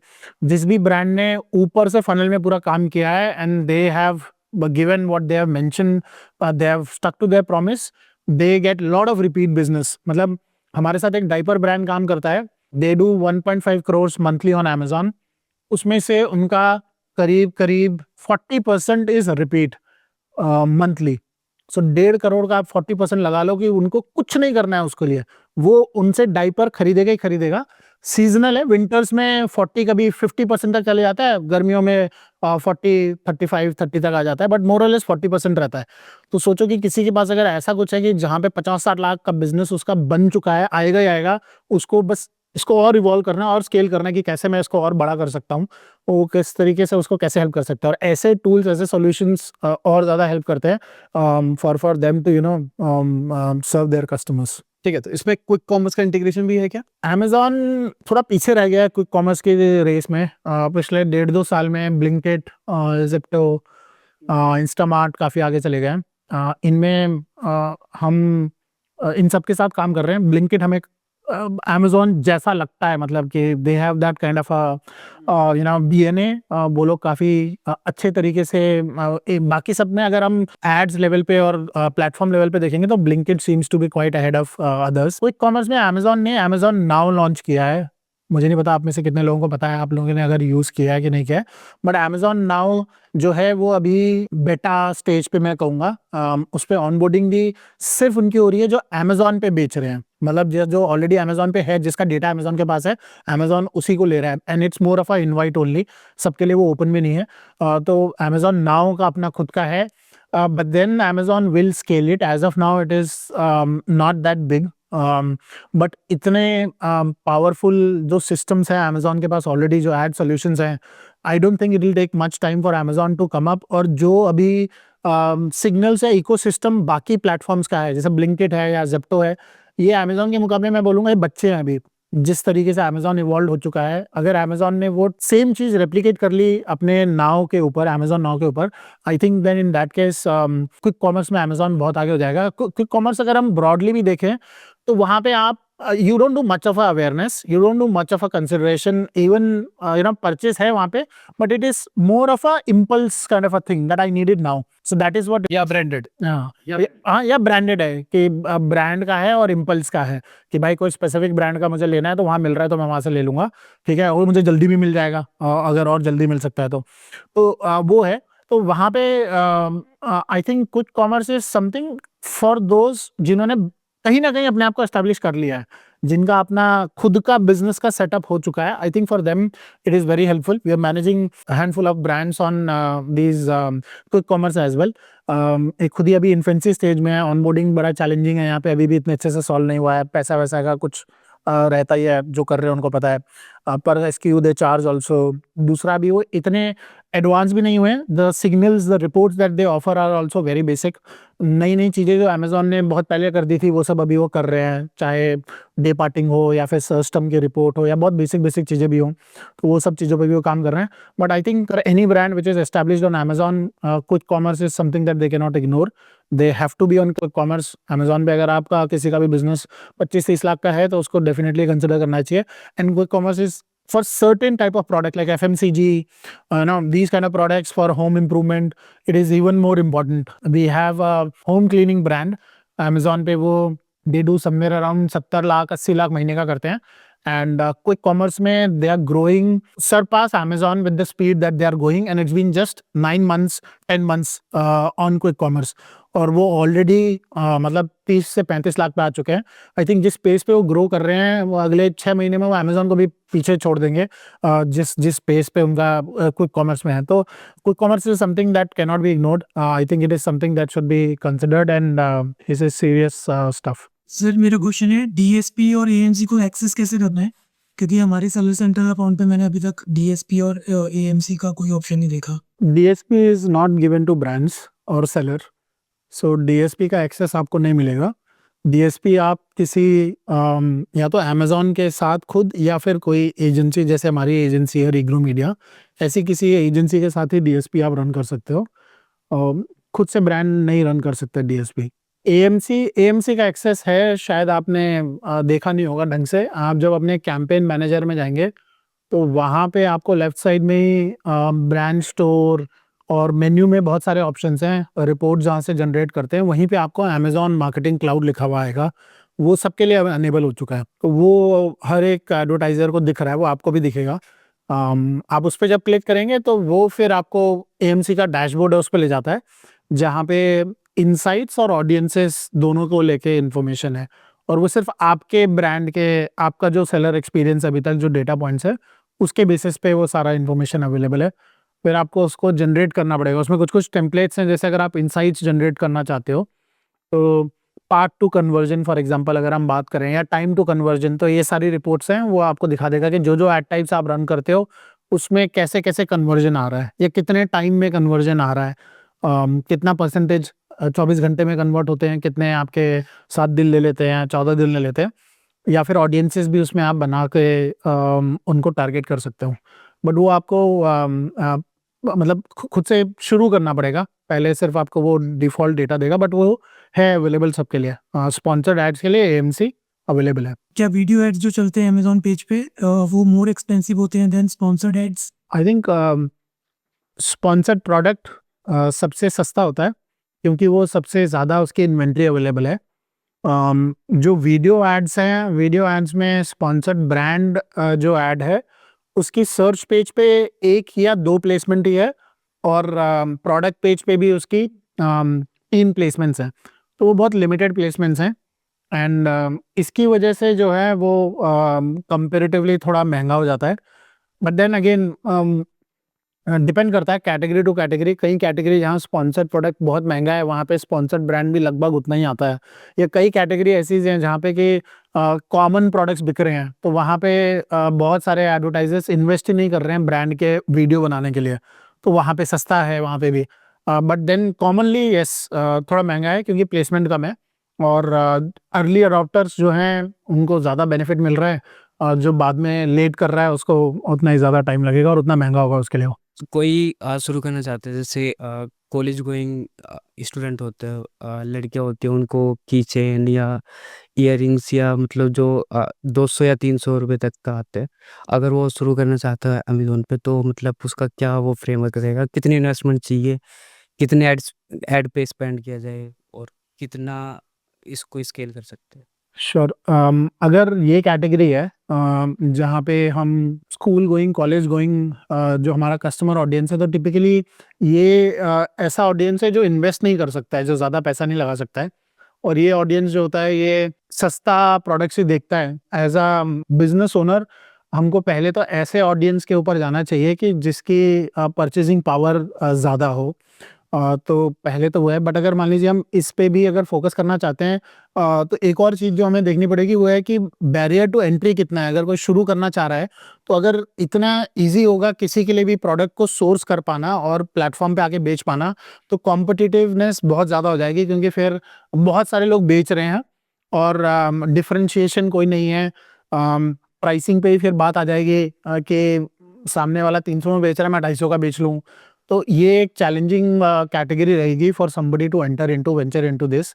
But फिर भी अगर कोई इसमें जाता है, तो सोर्सिंग इज द की। मान लीजिए कि अगर मेरे पास ऐसा सोर्सिंग है कि मैं 250-300 में बेच तो रहा हूँ, बट जो सोर्सिंग है वो मेरी मान लीजिए 15-20 रुपए की है, तो अगर मेरे पास सोर्सिंग का लीवर है कि जहाँ पे मैं इतने कम पे ले पाऊंगा, तो मेरे पास प्राइस का फ्लक्चुएशन का मार्जिन बहुत सिग्निफिकेंट रहेगा, और मैं शायद यहाँ पे कुछ अच्छा कर पाऊँ even with the current competition. तो एक तो वो है। दूसरा, अगर कैपिटल पॉइंट ऑफ व्यू से आप बात करेंगे, देखिए या तो आप ऐसा ब्रांडेड सेलर घुसेंगे या तो जेनरिक सेलर घुसेंगे। ब्रांडेड जाएंगे तो फिर ट्रेडमार्क का खर्चा है, ब्रांड का फोटो शूट का होगा, तो मतलब 10 से 15 हज़ार रुपये तो आपको इस पर खर्च करना पड़ेगा, और एक 100 पीस की कम से कम इन्वेंट्री एक पर्टिकुलर स्क्रू की आप उठाएं और उससे शुरू करें। तो अगर वो मान लीजिए 20 रुपये का आपका सोर्सिंग है उसका, तो 20 रुपये के हिसाब से आपने 100 पीस ले लिए हैं, तो आपका 2,000 रुपये वहाँ पे हो गए हैं। तो 15,000 20,000 से आप टेस्ट कर सकते हो कि अमेजोन पे प्रोडक्ट लिस्ट करना और बेचना कैसा एक्सपीरियंस होता है। बट देन सक्सेस के लिए आपको एक अच्छा कैटलॉग चाहिए होगा, एक कॉम्पिटिटिव प्राइस चाहिए होगा, डिफरेंशिएशन चाहिए होगा। तो ये सारे फैक्टर्स होंगे जो इम्पोर्टेंट होंगे, जो आपको हेल्प करेंगे। हमने काफ़ी लोगों से सुना है कि इंडस्ट्री में मैल प्रैक्टिसेस भी हो रही है, जैसे कि लोग दूसरे को फेक रिव्यूज़ देते हैं, उनको नीचे गिराने की कोशिश करते हैं। तो एक इसके बारे में जानना चाहूँगा कि ऑन ग्राउंड रियलिटी क्या है? It's a reality that happens a lot on Amazon. जैसे ही कोई नया एंट्री आती है किसी भी कैटेगरी में, खास करके ऐसी कैटेगरी जो बहुत कॉम्पिटिटिव है, जैसे हेल्थ एंड सप्लीमेंट में बहुत कॉमन है ये, स्किन केयर में बहुत कॉमन है ये, तो वहाँ पे हमने कई बार एक्सपीरियंस किया ब्रांड्स के साथ कि 25-30 रिव्यू एक प्रोडक्ट पे 10 दिन के अंदर नेगेटिव आ जाते हैं। 1 star 1 star 1 star, you know, बहुत सारे ऐसे नेगेटिव रिव्यू आ जाते हैं। तो ये एक कॉमन चीज़ है, और जैसा पहले हमने डिस्कस किया है, बहुत मुश्किल है इससे फाइट कर पाना। The only option brand has is कि वो पहले तो ये डिटरमाइन कर ले कि एक्चुअल प्रॉब्लम तो नहीं है कहीं प्रोडक्ट में, और अगर नहीं है और ये लगता है एक माल प्रैक्टिस की है किसी कॉम्पिटिटर ने, तो उस केस में फिर हम पॉजिटिव रिव्यूज़ की तरफ जाते हैं कि हम कैसे कितने जल्दी पॉजिटिव रिव्यूज़ ला सकते हैं, बट इसका इम्पैक्ट दिखता है ओवरऑल बिजनेस में भी। हमारा जो नंबर्स, जो DRR है, हमारा डेली रन रेट, मान लीजिए मैं हर दिन उस प्रोडक्ट के 100 पीस बिक रहे थे, जैसे ही एक्टिविटी होती है तो हमने देखा है कि 100 पीस से हम नीचे गिर जाते हैं, 80 70 50 पे आ जाते हैं। क्यों? क्योंकि रिव्यू पॉजिटिव और negative is an important aspect for Amazon to understand कि कस्टमरों को वो प्रोडक्ट कैसा पसंद आ रहा है। तो अगर नेगेटिव रिव्यू होती है तो वो एक चैलेंज है ही। उसके अलावा ये एक डाउनफॉल का रीज़न रहता है ब्रांड्स का, जैसा इन्वेंट्री आपने बोला कि एक रीज़न रहता है। कई बार ये भी रीज़न रहता है ब्रांड्स के डाउनफॉल का, अच्छा खासा बिजनेस गिरने का, कि वो प्लान नहीं कर पाते हैं कि कब उन्हें किस प्रोडक्ट पे किस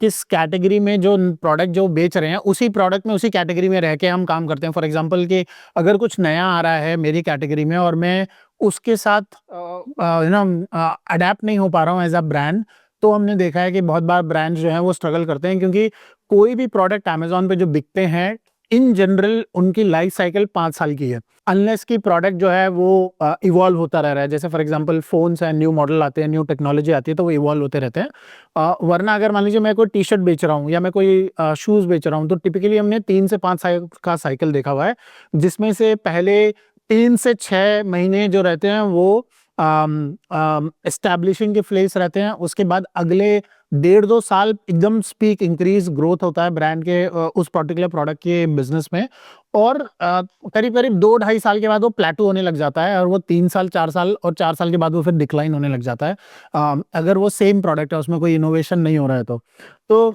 अगर ब्रांड ये चीज़ को नहीं समझ पाता है और वो सोचता है कि अच्छा यही है और वो प्लानिंग नहीं करता बाकी नए प्रोडक्ट्स लॉन्चेस के लिए, तो वहाँ पे दिक्कत हो जाती है। जिस ब्रांड ने हमेशा अडैप्ट किया है, इवैल्यूएट किया है, अपॉर्चुनिटीज़ आइडेंटिफाई किए हैं और उसके हिसाब से चेंज किया है। फॉर एग्जांपल एक स्किन केयर का ब्रांड है हमारे साथ, वो ऑफलाइन में भी बहुत बड़े ब्रांड हैं और उनका हर्बल कैटेगरी में वो थे। हर्बल कैटेगरी मतलब Ayurvedic kind of a category जिसमें सब कुछ अच्छा, कोई साइड इफेक्ट नहीं होगा।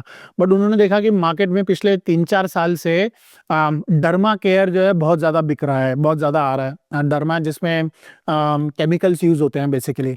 तो अगर वो पिवट नहीं होंगे तो there will be a time कि जहाँ पे हर्बल उनको वो ग्रोथ नहीं कंटिन्यू दे पाएगा जो उन्हें चाहिए।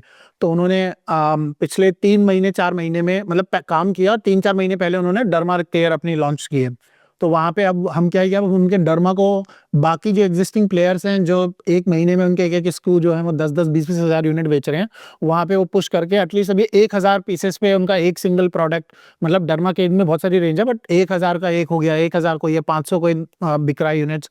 तो उस तरीके से वो इवैल्यूएट कर पा रहे हैं। तो ये एक बहुत बड़ा डाउनफॉल होता है ब्रांड्स का कि जहाँ पे कि वो पिवट नहीं कर पाते हैं based on what is requirement, what is required as per the competition in the market. मेरा क्वेश्चन है कि अमेज़न पे क्या कोई टूल्स भी हैं जो कि category insights and Amazon ads को बेटर या ऑटोमेट करने में हेल्प कर सकते हो? एड्स को ऑटोमेट एज़ इन एड्स को ऑप्टिमाइज़ करने में हेल्प कर सकते हो ऑटोमैटिकली, मतलब खुद ही ऑटोमेट कर दे via the help of AI, और साथ में कैटेगरी इनसाइट्स के लिए भी? कैटेगरी इनसाइट्स एक अमेज़न का ही टूल है, अमेज़न पाई, उससे मिलती है। हम कैटेगरी के बेंचमार्क्स आइडेंटिफाई कर सकते हैं कि जी मेरी कैटेगरी का एवरेज सीटीआर क्या है, क्या सीवीआर है, क्या सीपीसी है, क्या एकोस है, या फिर जो बेस्ट सेलर है मेरी कैटेगरी में उसका क्या है।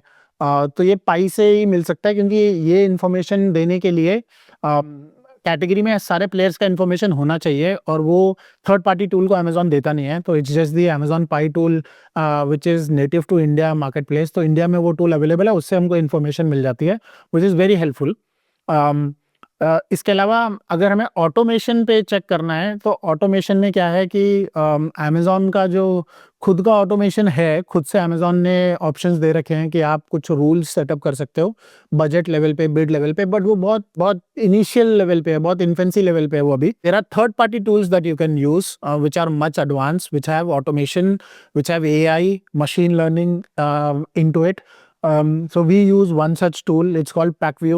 PackView is a US-based software जो काफ़ी एडवांस है. हम उसे यूज़ करते हैं for our brands, our advertisers that we manage. जो एड स्पेंड के बेसिस पे आपको चार्ज करता है, जितना आप एड स्पेंड कर रहे हो कुछ एक certain percentage you have to pay, and there are many more such tools that are there available in the market जो ये करके देते हैं. अब ये आपके ऊपर है कि आप ऑटोमेशन पे कितना छोड़ेंगे या फिर आप मशीन लर्निंग पे फॉर एग्जांपल हम क्या करते हैं कि we do about 20% of automation, 80% is still manual because the automation is still learning, it's still at an initial stage. और उस 20% को हम मॉनिटर करते हैं, उसको छोड़ते भी नहीं है, we closely monitor it and if let's say 6 months down the line the software, the tool evolves even further, we might switch it and increase it from 20% to maybe 30, 40, 50% as well. But Amazon का खुद का tool नहीं है, आपको कोई third party ऐसे tools available हैं जो ऑटोमेशन में आपको बहुत हेल्प कर सकते हैं. ऑटोमेशन सच है कि आप उसको ट्रेन कर सकते हो कि इतने क्लिक के बाद ऑर्डर नहीं आया है तो उस टर्म को नेगेट कर दो. ऑटोमेशन सच है कि सुबह 1 बजे से लेके 7 बजे तक कोई ऑर्डर नहीं आता या बहुत कम ऑर्डर आते हैं, तो अब मेरा उस टाइम पे बजट को कैप कर दो और वो जो बजट मेरा अर्ली मॉर्निंग में खर्च हो रहा है उस अर्ली मॉर्निंग बजट को किसी और टाइम पे दिन पे यूज़ कर लें, which is basically day parting. So इस तरीके के कई सारे ऑटोमेशंस हैं जो हम कर सकते हैं. कोई अच्छा टर्म है जो बार बार ऑर्डर दे रहा है, उसको मैं मैनुअल कैंपेन में स्विच कर दूं, ऑटोमेटिकली वो अपने आप वो कैंपेन क्रिएट हो जाए या एग्जिस्टिंग कैंपेन में वो चले जाए, जो मैच टाइप मैं डिफाइन करूंगा उस पर वो बन जाए. तो इस तरीके से lot of automation which is there. And पूरा एआई का भी मॉड्यूल है इन टूल्स में, जहाँ के कि आप पूरा का पूरा कैंपेन उन्हीं के ऊपर छोड़ दो, वो खुद से ऑटोमेट, एआई अपने आप ही आपके कैंपेन्स को ऑप्टिमाइज भी करेगा. बट आई थिंक वो अभी काफ़ी इनिशियल स्टेज में है वो भी, तो पूरा छोड़ना शायद सही नहीं रहेगा. But yes, you can explore such tools. आपने कहा था कि जो भी न्यू ब्रांड्स होते हैं उनको डीएसपी कैंपेन से नहीं स्टार्ट करना चाहिए क्योंकि वो रिकॉल वगैरह ये सब के लिए मतलब ज़्यादा सही रहता है. लेकिन आप भी मानेंगे कि अमेज़न एक वो एआई ड्रिवन प्लेटफॉर्म की तरफ ज़्यादा जा रहा है, तो उसके पास सारा का सारा डेटा होगा कि मान के चलते मेरे को फेस वॉश यूज़ करना है और डीएसपी मेरे को पहले ही इंटरेस्ट के रिगार्डिंग सारी की सारी चीज़ें देता है. तो अगर मैं एक इंटरेस्ट डालता हूँ फेस वॉश, तो उसके पास इतना डेटा नहीं होगा कि ये इंसान फेस वॉश यूज़ करता है तो इन्हीं को ही ऐड दिखाऊँ. तो स्टार्टिंग से ही मेरे पास थोड़ी क्रीम ऑडियंस ज़्यादा आएगी, तो मैं नया ब्रांड होने के बाद डीएसपी ज़्यादा प्रेफर करना चाहिए रादर देन बाकी के लिए. When I said कि DSP नए ब्रांड को नहीं करना चाहिए was from the context a new brand typically looks at conversion as one of the main KPIs. तो उस कॉन्टेक्स्ट में रहकर मैंने कहा था, अगर कोई ब्रांड ऐसा है जो अपने अवेयरनेस में शुरू में इन्वेस्ट कर सकता है, कंसिडरेशन में इन्वेस्ट कर सकता है, तो उसको डीएसपी यूज करने में कोई प्रॉब्लम नहीं है. There are lot of brands that do that. We have brands जो नया प्रोडक्ट लॉन्च करते हैं, complete new line, and they prefer using DSP for it because they understand कि KPI is not going to be ROAS there. They understand the KPI is going to be reach. They understand that the KPI is going to be, CPM. The KPI is going to be impressions. तो वो उस perspective से जब हम देखते हैं तो definitely हमको यूज करना चाहिए DSP. क्यों? क्योंकि कोई भी प्रोडक्ट लॉन्च हुआ है तो वो बिकेगा बाद में, पहले लोगों को उसके बारे में पता चलना चाहिए. और अगर मेरे पास ऐसा डेटा है कि मुझे पता है कि ये सेट ऑफ ऑडियंस है जो फेस वॉश की ऑडियंस है, जो फेस वॉश लेती है अमेजोन पे, तो इट्स मच बेटर कि मैं अगर कोई फेस वॉश लॉन्च कर रहा हूँ तो मैं उनको अपना ऐड दिखाऊं as compare to everybody else who is there.